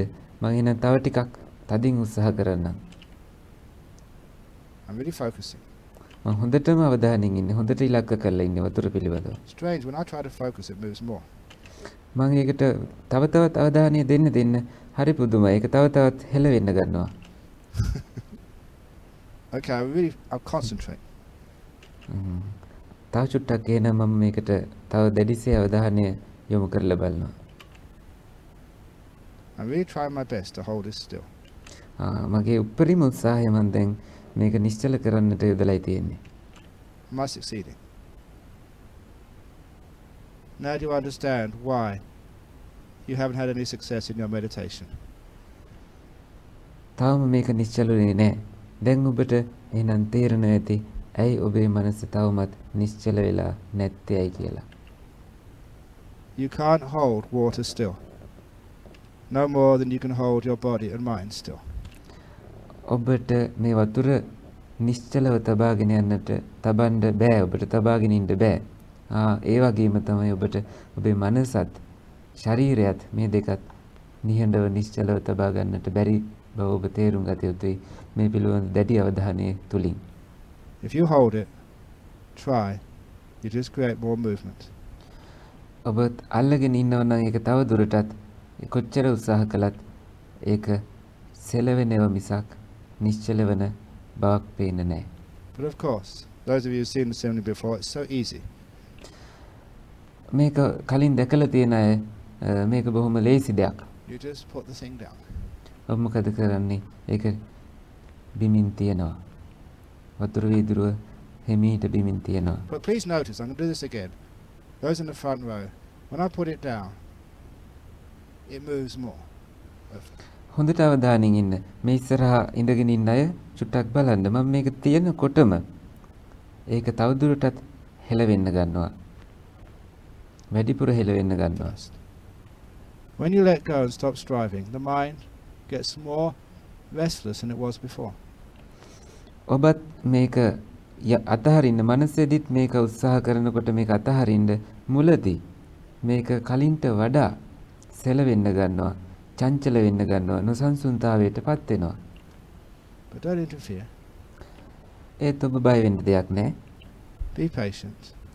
බොහොම හොඳ ඉවසිල්ලෙන් ඉන්න. Now, is that moving? හොඳට බලන්න වතුර ඉදිරිය දිහා. ඒක තවමත් හෙල්ලෙනවද? Perfectly still? හොඳටම නිශ්චලයිද? Pretty much so. ඔව් ටිකක් ඒ වගේ තමයි නේද? And it's so easy to do. ඒක බොහොම ලේසි දෙයක් කරන්න. දැන් සම්පූර්ණයෙන්ම මේ වතුර වීදුරුව නිශ්චල වෙලා තියෙන්නේ. Now that is how people meditate. ඒ විදියයි මිනිස්සු හරියට භාවනා කරන්නේ. You try and hold your mind. It will never ever be still. ඔබ උත්සාහ කරනවා ඔබේ මනස අල්ලගෙන ඉන්න.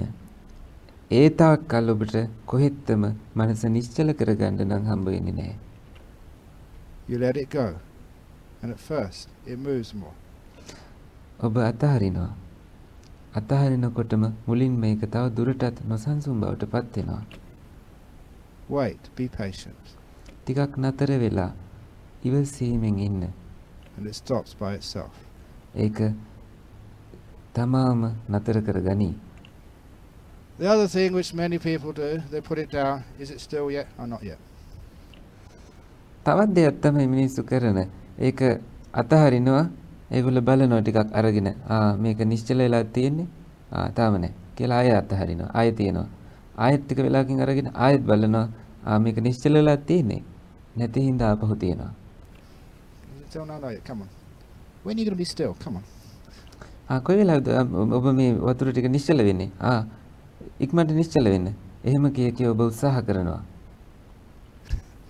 If you put it down, let it go and wait and don't be impatient.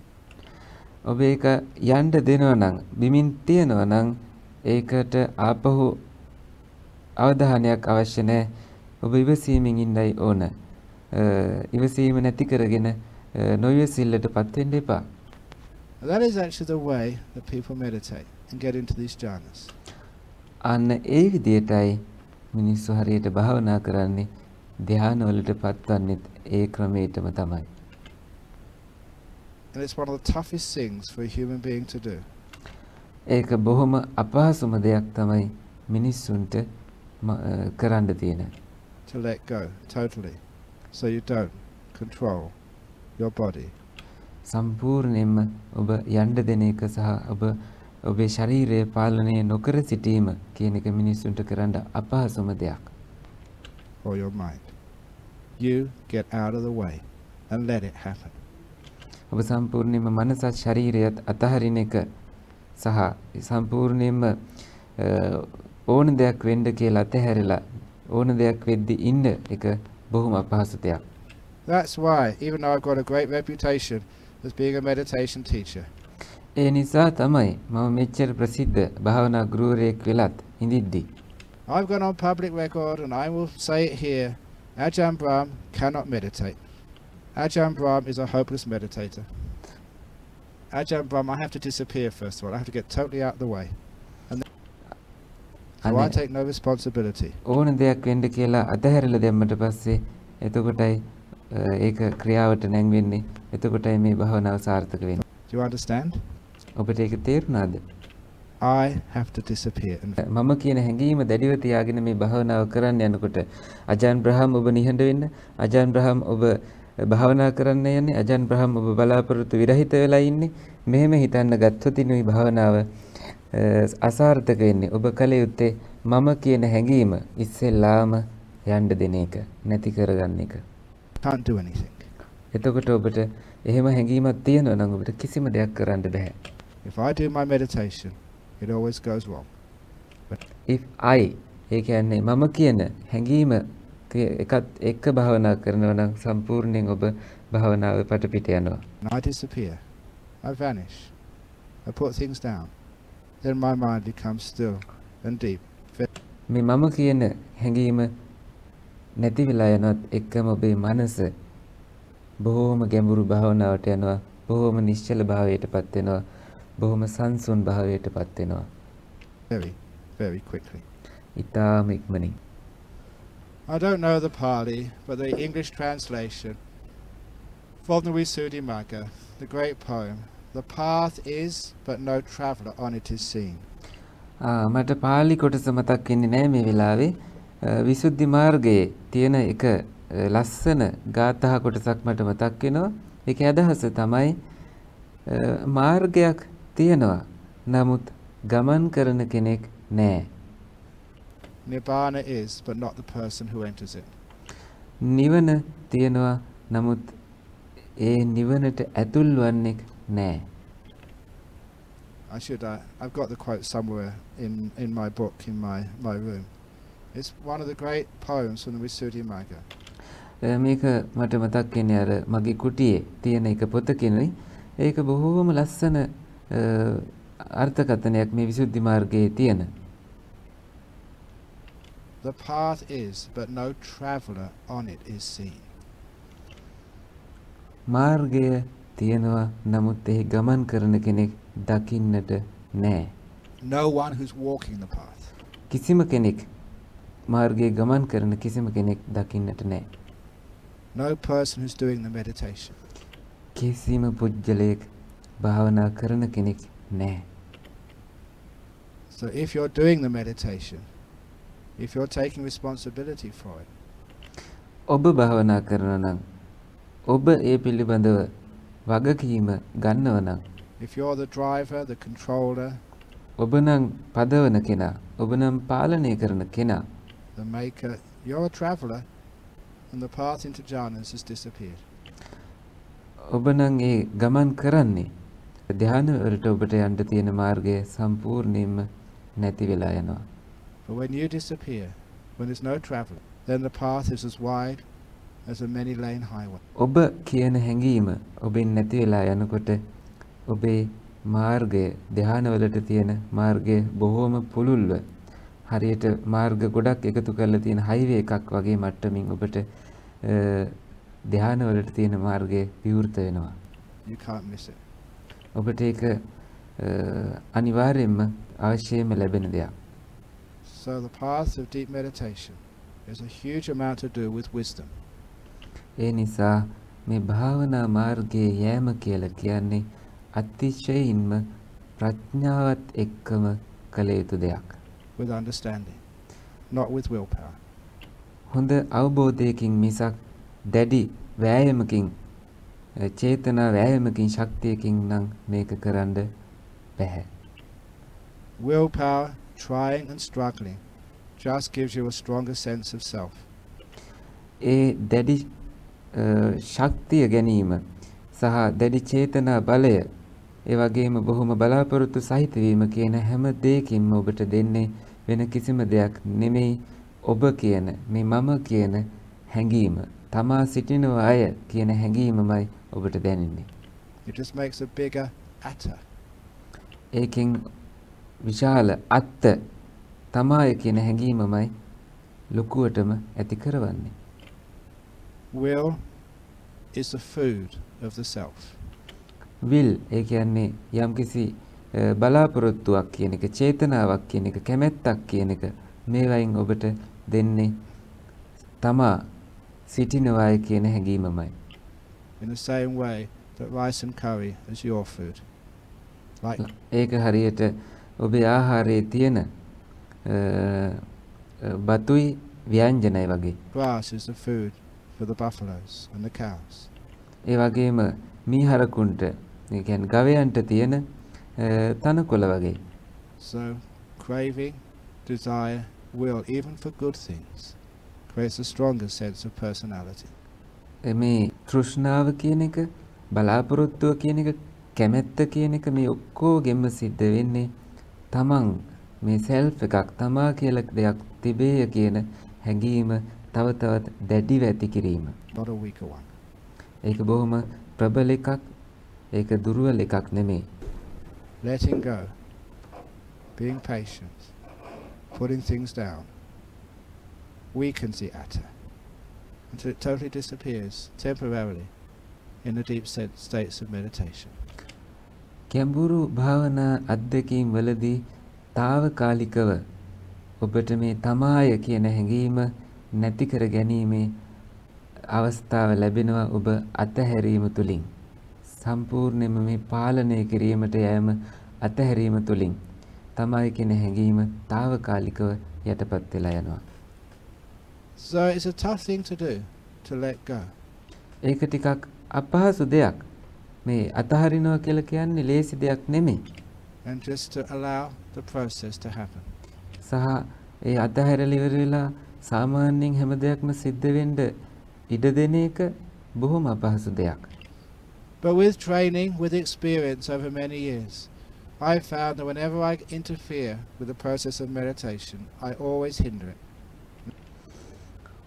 මම බොහෝ භාවනා අත්දැකීම් අවුරුදු ගානක අත්දැකීම් වලින් මම තේරුම් අරගෙන තියෙනවා කොයි වෙලේ හරි මම මේක පාලනය කරන්න ගියොතින් උත්සාහය තුලින් මේක වෙන්නේ මගේ භාවනාව අසාර්ථක වෙන එක කියලා. As soon as I just stand back and let it happen, it all goes so smoothly. මම සම්පූර්ණයෙන්ම තව දුරටත් පස්සට වෙලා තවත් ඈත් වෙලා මේ හැම දෙයකටම වෙන්න ඉඩ දීලා ඉන්නකොට වෙන්නේ ඒක බොහෝම සියුම්ට මේක සිද්ධ වෙන එකයි. I will give you another simile. මම ඔබට තවත් උපමාවක් කියන්නම්. You know that last night there was a bit of wind. ඔබට මතකයි ඊයේ රාත්‍රියේ ටිකක් තද හුලං ගතියක් තිබුණා. Sometimes there were storms. සමහර වෙලාවට දැඩි කුණාටු ගතියක් ඊයේ තිබුණා. But during those storms, I've seen the trees sway backwards and forwards, very violently sometimes. සමහර වෙලාවට ඒ කුණාටු අවස්ථාවලදී මට දැනුණා සමහර ගස් එහෙම එහෙට නැමිනවා මෙහෙට නැමිනවා බොහෝම දරුණු විදියට. And I know that in each of those trees there are some birds. බොහෝ ගස්වල මේ කුරුල්ලොත් ඉන්නවා කියලා මම දන්නවා. The birds are sleeping because it's night time. මේ කුරුල්ලෝ නිදාගෙන ඉන්නේ ඒ රාත්‍රී කාලය නිසා. And I wonder, how can a bird sleep on a tree during a storm? ඒත් මට පුදුමයි කොහොමද මේ කුරුල්ලෝ රාත්‍රී කාලේ නිදාගෙන ඉන්නේ මෙච්චර මහ කුණාටුවක් තියෙද්දි without falling off. ඒගොල්ලෝ වැටෙන්නේ නැතුව කොහොමද ඉන්නේ? If that was me, sleeping on a branch or a twig, when that tree moved, I would fall off. ඒ මම වුණා නම් ඒ ගහ උඩ මම බුදියගෙන හිටියා නම් අච්චර හුලඟක් එන වෙලාවට අනිවාර්යයෙන්ම මම බිමට ඇදගෙන වැටෙනවා. But birds, they don't fall off. ඒත් කුරුල්ලෝ කොහෙත්ම වැටෙන්නේ නැහැ. Have you ever seen a dead bird at the bottom of the tree after a storm? ඔබ දැකලා තියෙනවද ඒක කුරුල්ලෙක්ව බිමට වැටලා තියෙනවා මේ කුණාටුවකින් පස්සේ? I haven't. මම දැකලා නැහැ. And there is a scientific reason why. මේකට විද්‍යාත්මක හේතුවක් තියෙනවා. ඇයි කියලා? The birds have 2 feet and they have claws. In order for those claws to close up, they have to relax. මේ කුරුල්ලන්ට කකුල් දෙකක් තියෙනවා. ඒ වගේම ඒගොල්ලන්ගේ සියුම් පා ඇඟිලි වලින් ඒගොල්ල ගහේ අත්ත අල්ලගෙනයි ඉන්නේ. ඒක තව දුරටත් තදින් අහුවෙන්න නම් ඒගොල්ල රිලැක්ස් කරන්න ඕන. බොහොම සංසුන්ව සිටින්න ඕන. Have to let go. ඒගොල්ලෝ අතහරින්න ඕනේ. The more they relax, the more their claws close and grip onto the tree. සංසුන් වෙන තරමට ඒගොල්ලන්ගේ ඇඟිලි තව දුරටත් අත්ත අල්ලගෙන බදාගෙන සිටිනවා. අත්තටම ලං වෙනවා. තවත් බොහොම දැඩිව ඒ අත්තට අහු වෙන්න ගන්නවා. If they get tense and they open up, then they fall off. ඒගොල්ලෝ ටිකක් හරි බියටපත් වුණොත් ආතතියටපත් වුණොත් මොකද වෙන්නේ? අර ඇඟිලි දිගහැරෙන්න ගන්නවා. ඒ වගේම අත්ත අල්ලගෙන ඉන්න බැරුව ඒගොල්ලෝ ඇදගෙන වැටෙනවා. they relax, they're perfectly safe. ඒගොල්ලෝ රිලැක්ස් කරන තරමට සම්පූර්ණයෙන්ම ඒගොල්ලෝ ආරක්ෂා වෙලා ඉන්නවා. And they don't fall off at all. ඒගොල්ලෝ කොහෙත්ම බිමට වැටෙන්නේ නැහැ. It's very much like you and your meditation object. ඒක බොහොම සමානයි ඔබ සහ ඔබේ භාවනා අරමුණ කියන එකත් එක්ක. If you try, you will keep falling off. ඔබ උත්සාහ කරනවා නම් ඔබ වැටෙනවා. If you relax, you'll stay on. ඔබ බොහොම සංසුන්ව ඉන්නවා නම් ඔබ බොහොම කාලයක් රැඳී ඉන්නවා. Or like when I was a young boy and had my first bicycle. ආයෙත් මට මතක් වෙනවා මම තරුණ ළමයෙක් විදියට මට බයිසිකලයක් තිබ්බ කාලය. I was so scared of falling off. I would grip the handlebars until my knuckles went white. මම බොහෝම බයෙන් හිටියේ මේ බයිසිකලෙන් වැටෙයි කියලා. ඒ හින්දා මම හැන්ඩල් එක අල්ලගෙන ඉන්නවා මගේ වැලමිට සුදු පාටට හැරෙනකම්ම. And I kept falling off. මම වැටෙමින් ආපහු බයිසිකලේ පදින්න වුණා මට. Until I learned how to relax on the bike. ඒක මට එහෙම කරන්න වුණා මම බයික් එක උඩ බයිසිකල් එක උඩ බොහොම හොඳට රිලැක්ස් කරන එක බොහොම සංසුන්ව ඉන්න එක ඉගෙන ගන්නකම්. When you're relaxing on the bicycle, your body can move this way and that way to balance itself. ඔබ බොහොම හොඳට සංසුන් වෙන තරමට ඔබට පුළුවන් ඔබේ ශරීරය ඕන දිහාට එහෙට මෙහෙට හරවමින් බයිසිකල් එක වැටෙන්නේ නැති වෙන්න පවත්වාගෙන යන්න. When you're tense, you're so stiff. ඔබ ගොඩක් ආතතියටපත් වෙලා නම් ඉන්නේ ඔබ දරන දඬුයි. That's why I kept falling off. ඒ හින්දා වැටෙන්න උනේ මට. Just like a bird, when it relaxes, it is still. කුරුල්ලෙක් වගේ හරියට ඒගොල්ල බොහෝම රිලැක්ස් කරන තරමට ඒගොල්ල බොහෝම නිශ්චලයි. තවදුරටත් ශක්තිමත්ව පවතින්න පුළුවන්. Like me as a kid, when I relaxed, I never fell off my bike.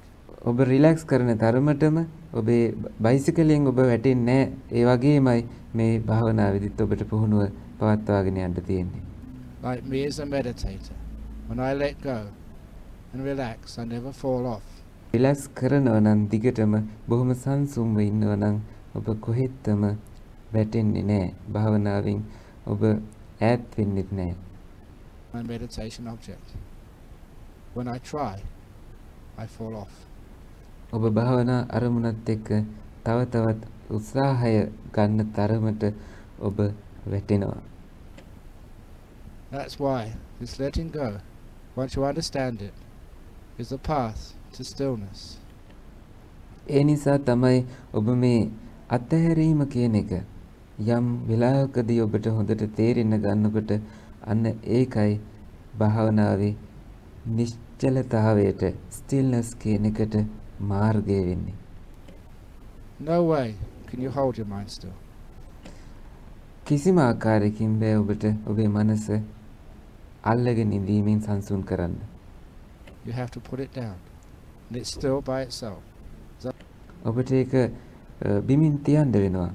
ඒක නිකාම්ම ඒ විසින්ම නිශ්චලභාවයටපත් වෙනවා. I said last night, the nature of a leaf is to be still. It only moves because someone is moving. ඊ රාත්‍රියේ මම එක උපමාවක් මේ අතන්ට කිව්වා. ඒ තමයි කොළයක ස්වභාවය. ගහක කොළයක් තියා බලන්න. ඒ කොළය සෙලවෙන්න ගන්නේ ඒක කවුරු හරි ඒ කියන්නේ සුළඟ හොලවන නිසා. Your mind. You are moving it. ඔබේ මනස ඔබයි ඒක එහි මෙහි සොලවන්නේ. And of course, when that mind gets the nimitta, that's what we call the pabhasara citta. ඒකයි ඔබේ මනස බොහොම නිමිත්ත මට්ටමට පත් වෙනකොට ඒකයි අපි මේ ප්‍රභාස්වර චිත්ත කියලා කියන්නේ. This mind, when it's free from its 5 hindrances, is pabhasara, said the Buddha. මේ මනස නීවරණ වලින් නිදහස් වෙනකොටයි ඒ අවස්ථාවටයි බුදුරජාණන් වහන්සේ පැහැදිලි කළේ පබස්සර චිත්ත ප්‍රභාස්වර සිත කියලා. That's why it is a beautiful light, a radiant light. ඒකයි ඒක බොහෝම ලස්සන ආලෝකයක් විදියට, ඒ වගේම බොහොම දිදුලන ආලෝකයක් විදියට ඔබ දකින්නේ. The more the five hindrances have disappeared, the more radiant that light actually is. කොයිතරම්ද ඔබේ නීවරණ කුමන හෝ ප්‍රමාණයකටද නීවරණ යටපත් වෙලා යන්නේ, ඒ තරම්ම මේ මනස බොහෝම ලස්සන වගේම බොහොම පියකරු එකක් බවට පත් වෙනවා, බොහොම බැබලීමට පත් වෙන්න ගන්නවා. But of course, the hindrances which stop you even getting that far, so many people, they think, wander.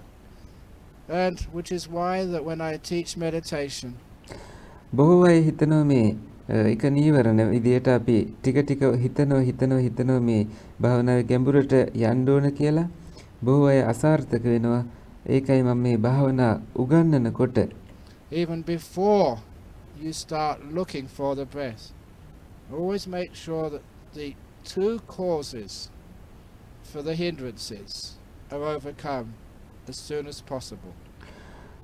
විශේෂයෙන්ම ඔබ භාවනා කරන්න කලින් ඔබ උත්සාහ කරන්න ඕනේ, භාවනාව පටන් ගන්නත් කලින් මේ නීවරණ මතුවීමට තියෙන ප්‍රධානතම හේතු දෙක නැති කරගන්න. That's why when I teach meditation, I ask people, for the first thing you focus on after you've sat down and made the body comfortable is on the present moment. ඒකයි මම භාවනා කරන්න ඉඳගන්න ඕනම කෙනෙක්ට ඉස්සෙල්ලාම කියන්නේ පළමුවෙනිම දේ තමයි ඔබ කළ යුත්තේ ඔබ මේ වර්තමානයට, මේ මොහොතට පැමිණීම. So please, at the very beginning, give up all future. ඉස්සෙල්ලාම ඔබ සියලුම අනාගතය පිළිබඳව සිතුවිලි අතහරින්න. Perceptions. අනාගතය පිළිබඳව දැකීම් අතහරින්න. And all memories of the past. ඒ වගේම අතීතය පිළිබඳවත් සියලුම මතකයන් යන්න දෙන්න. Perfectly, precisely. බොහොම නිවැරදිව, බොහොම සම්පූර්ණයෙන්ම, ඊටමත් සියුම් විදියට මේ සියල්ලම සම්පූර්ණයෙන්ම යන්න දෙන්න ඕනේ. You find that helps enormously. ඔබට හිතේ ඒක කොච්චර භාවනාවේදී අනන්ත ප්‍රමාණ විදියට ඔබට වැදගත් වෙන හැටි. Because when you start thinking and wondering, where do you wander off to? මොකද ඔබ හිතන්නත් එහෙ මෙහෙ මනස ඔබේ දුවන්නත් ගත්තට පස්සේ කොහෙද ඔබේ මනස යන්නේ? It's usually about what you're going to do next. ඒක සාමාන්‍යයෙන් ඔබ ඊළඟට කරන්නේ මොකද්ද කියලා හිතයි.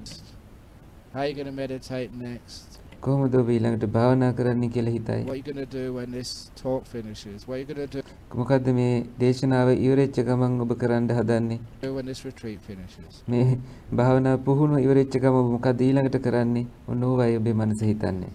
Sometimes people have got their whole life planned out. සමහර වෙලාවට සමහර මිනිස්සු ඒගොල්ලන්ගේ මුළු ජීවිතේම සැලසුම් කරලායි තියෙන්නේ. To show you what I mean, when you have your lunch, ඔබට මම මේ කියන දේ තවදුරටත් පෙන්වන්නට ඔබ ඔබේ දවල් ආහාරය ගන්න වෙලාවට at 11 o'clock, I want you to try and practice the one mouthful at a time. 11ට විතර ඔබ දවල් ආහාරය ගන්නකොට මම ඔබට එක පුහුණු වෙන විදියක් කියනවා. ඔබ එක වෙලාවකට එක බත් කටක් විතරක් මුඛය තුලට ඇතුල් කරන්න. Meditation. ඒකයි භාවනාව. Which means, when you've got a mouthful of food, don't put another mouthful on your spoon or in your hand. ඒකෙන් අදහස් වෙන්නේ එක කටක් ඇතුලේ මුඛයට බත් කටක් දාගත්තට පස්සේ ඒ හැන්දට හරි අතට හරි තව කොටසක් තවත් ආහාර ටිකක් ගන්න එපා කියන එක. Seen that sometimes. People have got a mouthful and they're chewing it. මම සමහර ලාවට දැකලා තියෙනවා. සමහර මිනිස්සු බත් කටක් ඉස්සෙල්ලා ඇතුලේ දාගෙන ඉන්නවා, තව කොටසක් මග තියාගෙන They've ඉන්නවා. got another mouthful in their hand waiting. And they've already decided what the third mouthful is going to be. ඉස්සෙල්ලා කොටසක් කට ඇතුළට දාගෙන දෙවෙනි කොටස මග නතර වෙලා තියෙනවා. ඒගොල්ලෝ ඊළඟට ප්ලෑන් කරනවා තුන්වෙනියට මොකද්ද කරන්න කියලා. පිඟානේ තියෙන දේවල් දිහා බල බල. Your way into the future. So just you pick up the food, you put it in your mouth, and you chew that. ඒකයි ඔබේ අනාගතයට යන ඒ සැලසුම් කිරීම. ඔබ මොකද්ද කරන්න ඕන? ඉස්සෙල්ලා ආහාර ගන්නවා.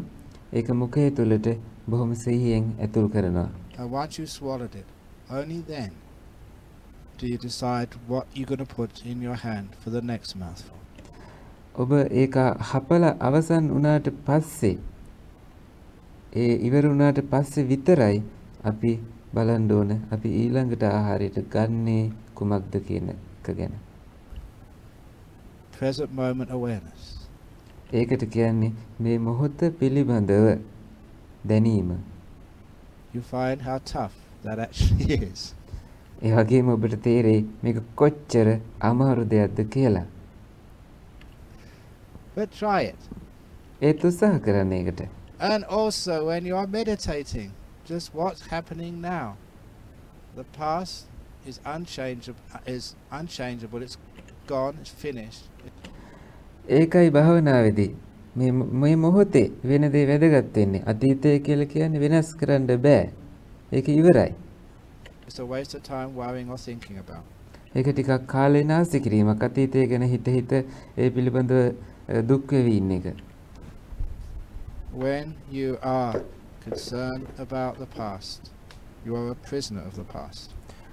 ඔබ අතීතයේ පිළිබඳව වඩාත් අවධානය දෙන්න ඔබ අතීතයේ හිරකරුවෙක් බවට පත් වෙනවා. You can never be free in this moment. ඔබට මේ මොහොතේ කොහෙත්ම නිදහස් බවට පත් වෙන්න හම්බෙන්නේ නැහැ. To be still. නිශ්චල වෙන්න සිදුවන්නේ Please walk out of any prisons of the past. ඒ හින්දා ඕනම අතීතයේ පිළිබඳව තියෙන සිරමැදිරියකින් ඔබ එළියට ඇවිදගෙන එන්න. I don't care who said what to who and why and when. මම ගණන් ගන්නේ නැහැ අතීතයේ කවුරු කොහොම කොයි වෙලාවෙ මොකද්ද මට කිව්වේ කියලා. I don't care whose fault it was or whose fault it wasn't. මම ගණන් ගන්නේ නැහැ කාගේ වැරද්දද කාගේ වැරද්ද නෙවෙයිද කියන එකවත් මට අදාළ දෙයක් නෙමෙයි. It's the past, it's gone. Let it go, be free. ඒක අතීතයයි. ඒක ගිහිල්ලා ඉවරයි. ඒක එහෙම තියෙන්න දෙන්න. එතකොට ඔබ නිදහස්. Thinking about it just hurts you. ඔබ ඒ ගැන හිතනවා නම් ඒක ඔබට වේදනාවක්මයි. So when we learn how to let go of the past, we have hardly anything to think about in meditation. When we also realize that now, this very moment, is where your future is being made. ඔබ තේරුම් ගන්නකොට ටික මේ අතීතය පිළිබඳ මේ සිතීම යන්න දීම අන්න ඒකයි භාවනාවේ මාර්ගය. ඒක බොහොම සුළු දෙයක්. ඒ කියන්නේ මේ මොහොතට පැමිණීමයි අවශ්‍ය වෙන්නේ. This moment called now is the only time you can do anything. මේ දැන් කියලා now කියලා කියන මේ මොහොතයි ඔබට ඕනම දෙයක් කරන්න පුළුවන් වෙලාව. About your future. ඔබේ අනාගතය පිළිබඳව ඕන දෙයක් කරන්න තියෙන වෙලාව මේ මොහොත. So if you care about your future, stay in the present. ඔබ ඔබේ අනාගතය පිළිබඳව හිතනවා නම් මේ මොහොතේ සිටින්න. The place where your future happiness, peace, stillness, enlightenment is being made right now. ඔබේ අනාගතයේ සතුට, ප්‍රීතිය, සාමය, ඒ වගේම බොහොම නිවන් අවබෝධය ආදී මේ හැම දෙයකටම ස්ථානය ගොඩනැගෙන්නේ මේ මොහොතේදී. So that helps you notice the value and importance of the present moment. ඒකෙන් ඔබට උදව්වක් ලැබෙනවා මේ මොහොත කියන්නේ මොනතරම් වැදගත් දෙයක්ද කියන බව. As I said 2 nights ago in Narada Center, මම නාරද මධ්‍යස්ථානයේදී රාත්‍රීන් 2කට කලින් ඔබට මතක් කළා.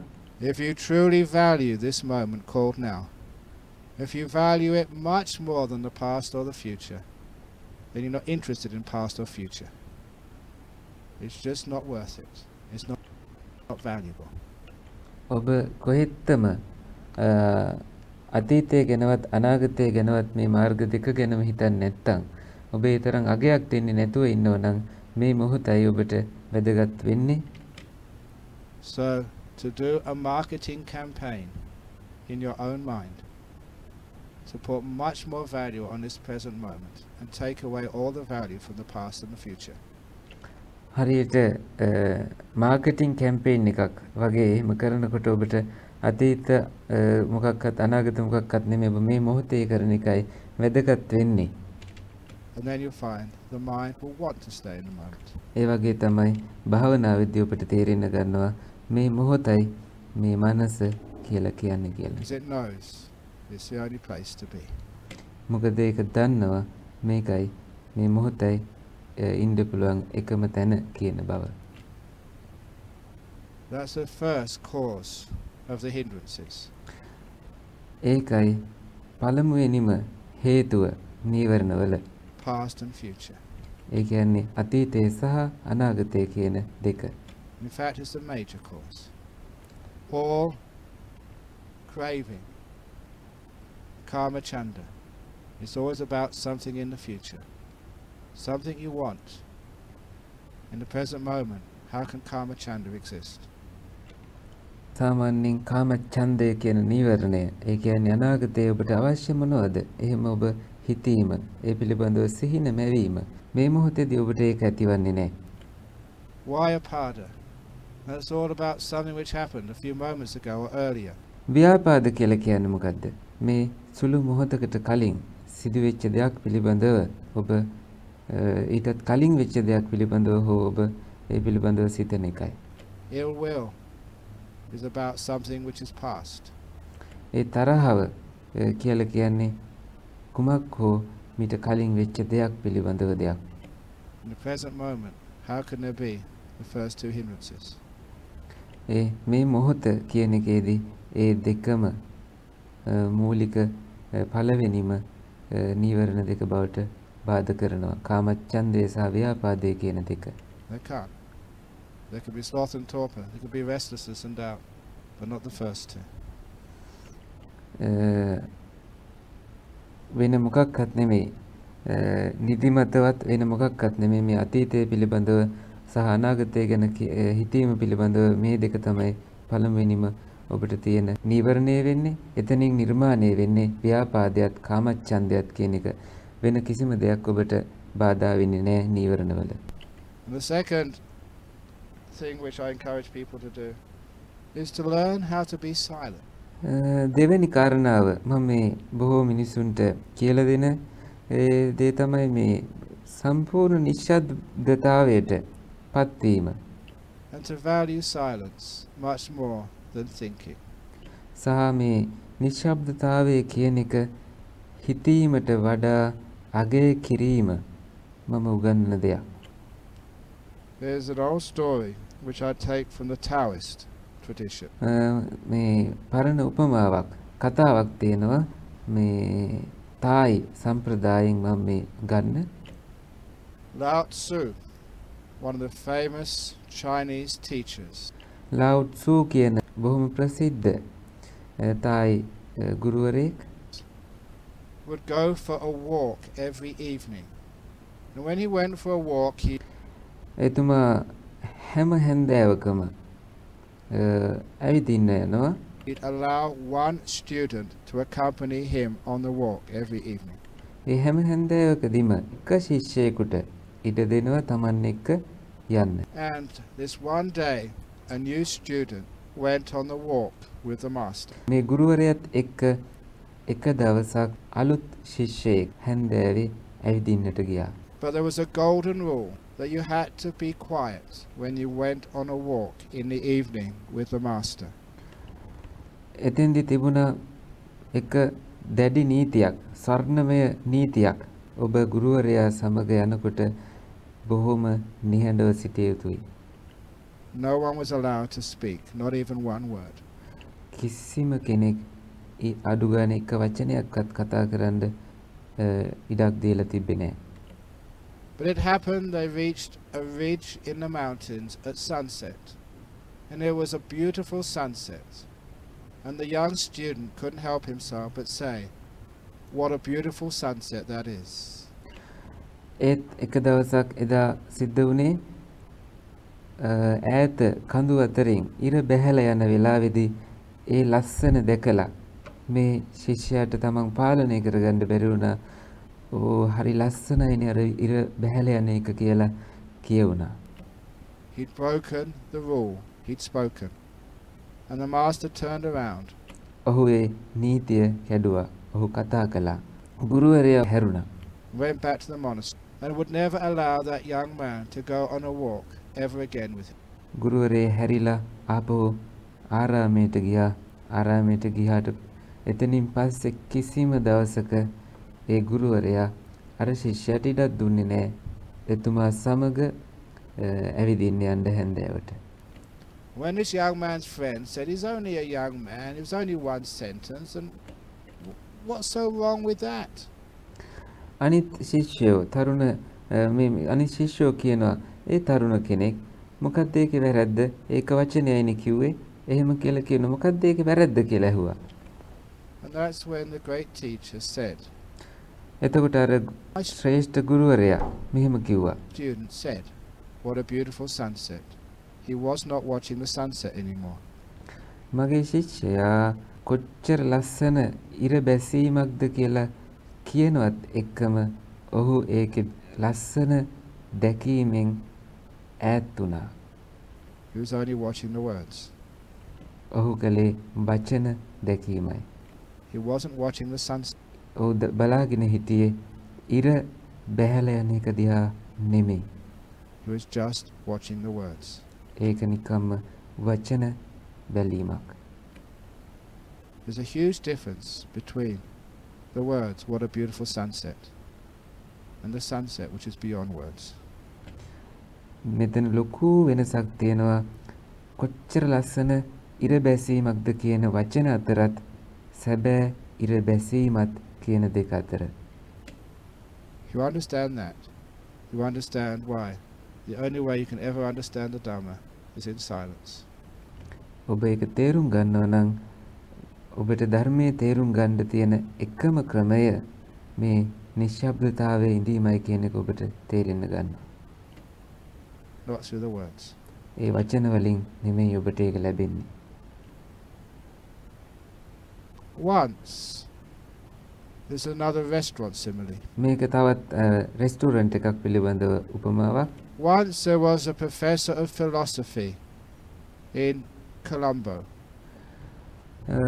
දර්ශනය පිළිබඳව මහාචාර්යවරයෙක් කොළඹ එක වතාවක් හිටියා. And he heard that a new restaurant had opened up in Colombo 5. ඒ මහාචාර්යවරයාට අහන්න ලැබුණා කොළඹ හොඳ රෙස්ටෝරන්ට් එකක් ඕපන් කරලා තියෙනවා කියලා. It was a 5-star restaurant. ඒක තරු පහේ රෙස්ටෝරන්ට් එකක්. And because he liked his food, he rang up to book a table. එතුමා ආහාරවලට කැමති නිසා එතුමා ගියා එහි මේසයක් බුක් කරන්න. It was such a popular restaurant, the tables were booked for the next 2 months. ඒක ඒ තරම්ම ප්‍රසිද්ධ රෙස්ටෝරන්ට් එකක්. එතුමාට දැනගන්න ලැබුණා ඒකේ මේස ඊළඟ මාස දෙකටම බුක් කරලා තියෙනවා කියලා. Nevertheless, he made a reservation. කොහොම නමුත් එයා කලේ රිසර්ව් කරලා තිබුවා මේසයක් එයා වෙනුවෙන්. The weeks went by, and when he came for the day when he had a reservation in this 5-star restaurant, සති ගණන් ගෙවිලා ගිහිල්ලා එතුමාගේ දවස මේ තමන් රිසර්ව් කරපු දවසට ආවා. දැන් මේ රෙස්ටෝරන්ට් එකට එතුමා දැන් එතුමාට ඒ දවස් ඇවිල්ලා තියෙන්නේ. he dressed up in a very good suit. හොඳට ඇඳ පෙළඳ ගත්තා හොඳ මැදුම් වලින්. He turned up at the restaurant and they had to ask for his ID. When they checked his name and found he had a reservation, the maitre d' took him to the table. ඒගොල්ලෝ අඳුනගත්තේ නෑ. ඊට පස්සේ නමින් දැනගත්ත මේ මෙතුමා තමයි මේ බුක් කරලා තියෙන්නේ කියලා. ඊට පස්සේ සේවකයා අර එක්කගෙන ගියා එතුමාගේ මේසේ ළඟට. In this beautiful restaurant. ඒක එතරම්ම ලස්සන රෙස්ටුරන්ට් එකක්. The waiter came in a beautiful tails, as you would expect in such an expensive restaurant, and gave him the menu. Waiter ආවා බොහෝම ලස්සනට සැරසිලා. ඒක බොහොම ඔබට දකින්න පුළුවන් වෙන්නේ හොඳ රෙස්ටුරන්ට් වලදී විතරයි. The menu was printed on thick card in gold lettering. A menu එක print කරලා තිබුණේ ඝන කොළයක රත්තරන් පාට අකුරු වලින්. Because it was a very expensive restaurant. ඒකට හේතුව ඒ රෙස්ටුරන්ට් එක ගොඩක් මිල අධික එකක් නිසා. The professor took the menu and thanked the waiter. Professor මොකද කරේ මහාචාර්යතුමා ඒ මෙනු එක ගත්තා වේටර්ට ස්තුති කළා. When the waiter left, the man ate the menu, paid and left. වේට ගියාට පස්සේ මොකද කරේ මේ මිනිස්සයා මෙනු එක කෑවා මුදල ගෙව්වා ගියා. The meaning of that story is the professor did not know the difference between the menu and the food. මේකේ අර්ථය තමයි මේ උපමාවේ මේ ප්‍රොෆෙසර් මහාචාර්යතුමා දැනගෙන හිටියේ නෑ මෙනු එකත් ආහාරත් අතර වෙනස. Like many people don't know the difference between the words and the meaning. ඒක හරියට බොහෝ අය වචන අතරත් එහි අර්ථය අතරත් තේරුම නොදන්නව වගේ. So when you're meditating, don't eat menus. ඒ හින්දා ඔබ භාවනා කරනකොට මෙනු එක කන්න එපා. Eat food. ආහාර විතරක් ගන්න. Be quiet. බොහොම නිශ්ශබ්ද Be වෙන්න. still. බොහොම නිශ්චල You වෙන්න. find it so easy to meditate. එතනින් ඔබට තේරෙන්න ගන්නවා ඒක බොහොම පහසුයි භාවනාවට කියලා. When the mind is not talking to itself. ඒ මනස එයටම කතා කරන එක නතර වෙනකොට. When you're experiencing the Dhamma, rather than taking notes. ඔබ ධර්මය තේරුම් ගන්නවා නම් හරියට නෝට් ලියා ගන්නවා වගේ නෙමෙයි ඔබ අවබෝධ කර ගන්නවා වගේ. So that's why when I meditate, I spend a lot of my first few minutes making sure I'm in the present moment. ඒ නිසා තමයි මගේ භාවනාවේදී මූලික විනාඩි කිහිපය මම ගත කරන්නේ මේ මොහොතට පැමිණීම සඳහා. I'm letting go of the past and the future. මම අතීතයත් අනාගතයත් කියන දෙකම යන්න දෙනවා. Making sure I'm silent. I'm not having an inner conversation with myself. සම්පූර්ණයෙන්ම තහවුරු වෙනකන් මම නිශ්ශබ්දයි කියලා. ඒ කියන්නේ මගේ ඇතුළත කතාවක් මගේ නෑ කියලා දැනනකන්. And then if I really want to, I turn to the breath, but usually the breath comes to me by that time. ඒ වෙලාවේදී මම එතරකොට තමයි සම්පූර්ණයෙන්ම ගියාට පස්සේ තමයි මට මේ මොහොතට එන්න පුළුවන් වෙන්නේ. ඒ වගේම ආශ්වාස ප්‍රාශ්වාස වලට හැරෙන්නෙත් මං ඒ මොහොතේදී ඒක නොහිතුවත් ඒකයි මට ඊළඟට පේන්න ගන්න. And if ever during the meditation I'm not making progress, I don't try harder. I just notice the reason why. Often it's because I've lost my present moment. බොහෝ වෙලාවට භාවනා කරන වෙලාවට මට තේරෙන්න ගන්නවා භාවනාවේදී ඔබ මේ මොහොතේ නැති නිසායි ඔබට නිශ්ශබ්දව භාවනාවේ සාර්ථක භාවයට යන්නට බැරි වෙන්නේ. ඒකට එකම හේතුව ඔබ මේ මොහොතේ නැතිකම. I'm expecting something to happen. මම බලාපොරොත්තු වෙමින් ඉන්නවා කිසියම් දෙයක් සිද්ධ වෙනකම්. Which is future awareness. ඒක ඇත්තටම යම් කිසි දෙයක් පිළිබඳව බලාපොරොත්තුවෙන් සිටීමට අපි කියන්නේ අනාගතය පිළිබඳ අවබෝධය. Or I'm upset it hasn't worked so far, which is past awareness. අපි යම් කිසි දෙයක් පිළිබඳව කනගාටුවෙන් ඉන්නවා නම් ඒකෙන් අදහස් වෙන්නේ අතීතය පිළිබඳව අපි දැනීමෙන් සිටිනවා කියන එකයි. Instead, I let those two go and go totally in the present moment. ඒ දෙකම යන්න ගියාට පස්සේ ඒ කියන්නේ අතීතයත් අනාගතයත් කියන දෙකම යන්න ගියාම ඔබ සම්පූර්ණයෙන්ම මේ මොහොතට එනවා. And then things become very still. එතකොට හැම දෙයක්ම බොහොම නිශ්චල බවට පත් වෙනවා. Because I'm not doing anything. ඒකට හේතුව මම කිසි දෙයක් නොකරන නිසා. Just sitting there still in this moment, mindful, and I should say kind. බොහොම නිශ්ශබ්දව මේ මොහොතේ බොහොම නිහඬව සිටිනවා. මගේ මනසත් බොහොම සංසුම් භාවයට පත් වෙනවා. And appreciative of this moment. And everything becomes very still. මේ මොහොත පිළිබඳව අගය කරන්න මනස යොමු වෙනවා. ඒත් එක්කම හැම දෙයක්ම බොහෝම සාමකාමී බවට පත් වෙනවා. One other way, an important way, the last little piece of advice in this morning's talk. මේ උදේ දේශනාවේදී තවත් ක්‍රමයක්, ඒ වගේම අවසාන අවවාදය මම මේ කියන To be able to stay in the present moment, or to be able to stay in silence, or even to be able to stay with your breath.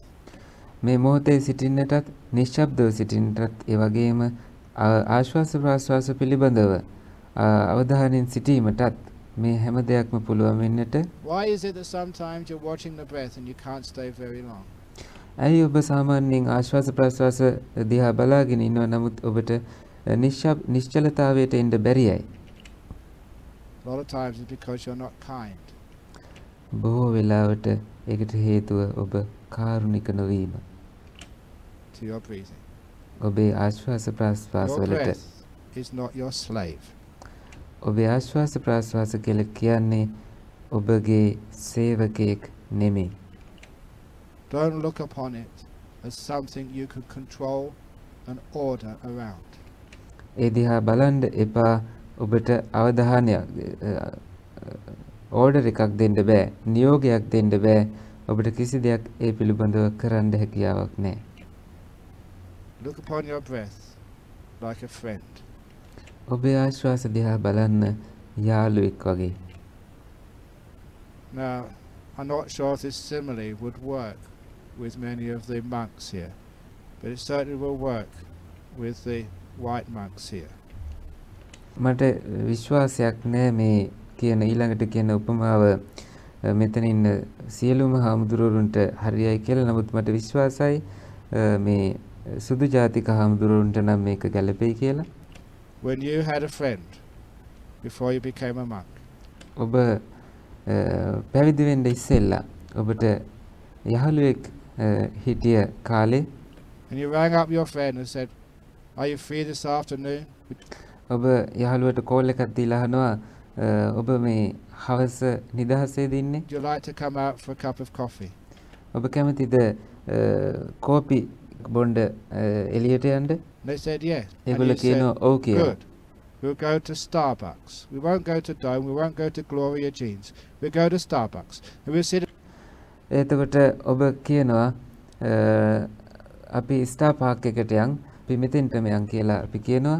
at the table in the corner, not your favourite table, my ඔබ කියනවා යාළුවට ඔබේ කැමති තැන නෙමෙයි මම කැමති තැනම ඔබ ඉන්න ඕන කියලා. favourite table. And we'll have a latte. You will not have cappuccino or flat white. What I like, latte. And you won't have a biscuit, you will have a muffin. ඔබ ඒ වෙලාවට ආහාරයට ගන්න දේවල්ද තේ බොන දේවල්ද කෝපි එක ගන්න දේවල්ද ඔබ කොහොම යාළුවට ෆෝන් එකෙන් කියනවා. And we'll sit and talk about Buddhism. We won't talk about what you want to talk about. බුදුදහම ගැනම කතා කරමු කියලාත් කියනවා. ඔබට කැමති දෙයක් නෙමෙයි අපි කතා කරන්න ඕන කියලාත් කියනවා. We'll talk about what I want to talk about. We'll talk about for 1 hour. Not අපි එක පැයක් කතා කරමු. ඒත් පැයකුත් විනාඩි 5ක්වත් අඩුවෙන් කාලයක්වත් නෙමෙයි කියලාත් කියනවා. and then we'll go. Okay? එහෙම ඉවර වෙලා අපි යමු. හරිද කියලා ඔබ අහනවා. Now what would happen if you treated a friend like that?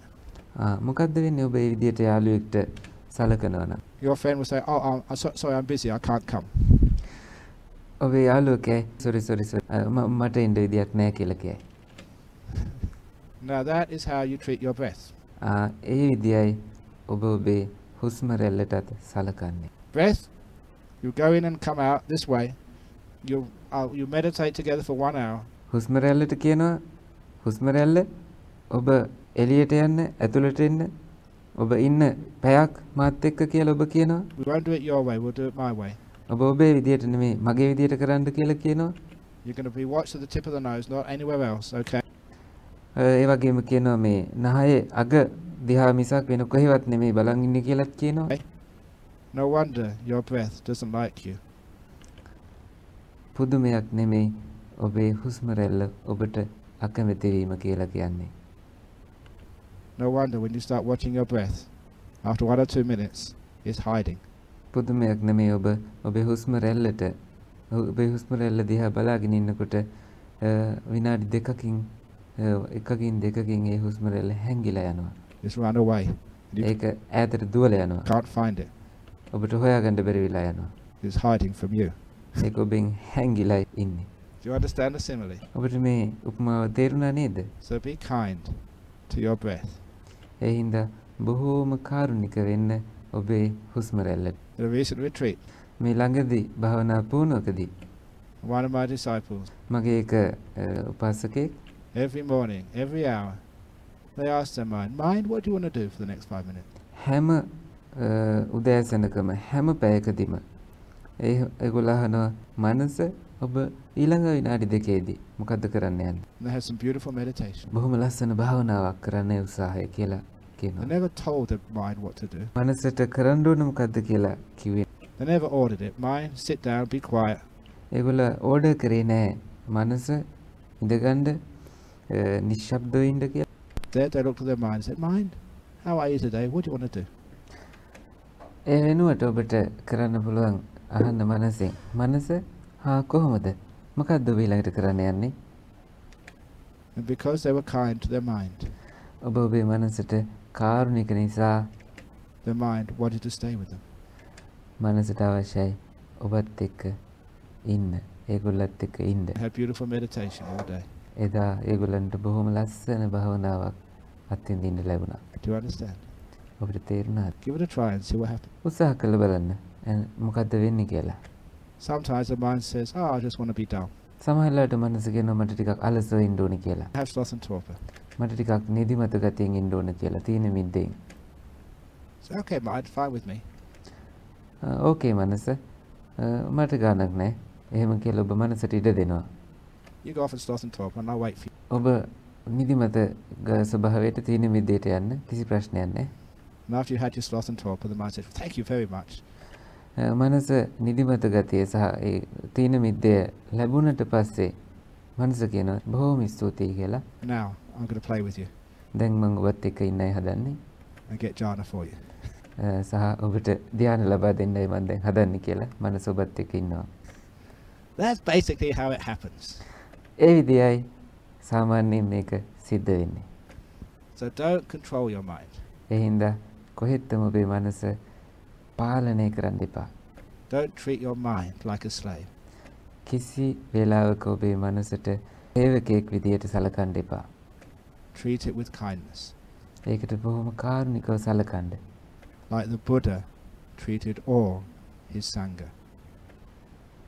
ඒක හරියට බුදුරජාණන් වහන්සේ සියලුම මහා සංඝරත්නයට සැලකුවා වගේ With kindness. බොහොම කරුණාවෙන්. Never like a master ordering a slave. ඒක කවදාවත් උන්වහන්සේ කරේ අධිපති කෙනෙක් විදියට නායකයෙක් විදියට ඕඩර් කර අනදිදී නෙමෙයි. So I've given you a lot this morning already. දැන් මම ඔබට බොහෝ දේවල් මේ උදෑසන කියලා දුන්නා. The main teaching this morning is about stillness. මූලිකම ඉගැන්වීම මේ උදෑසන දේශනාවේදී ඒක තමයි නිශ්චලතාවයට පත්වීම පිළිබඳව. Putting the glass down. මේ වතුර වීදුරුව ඒක පැත්තකින් තියන්න. Being patient. Remember, it takes time. You put it down, it's not still straight away.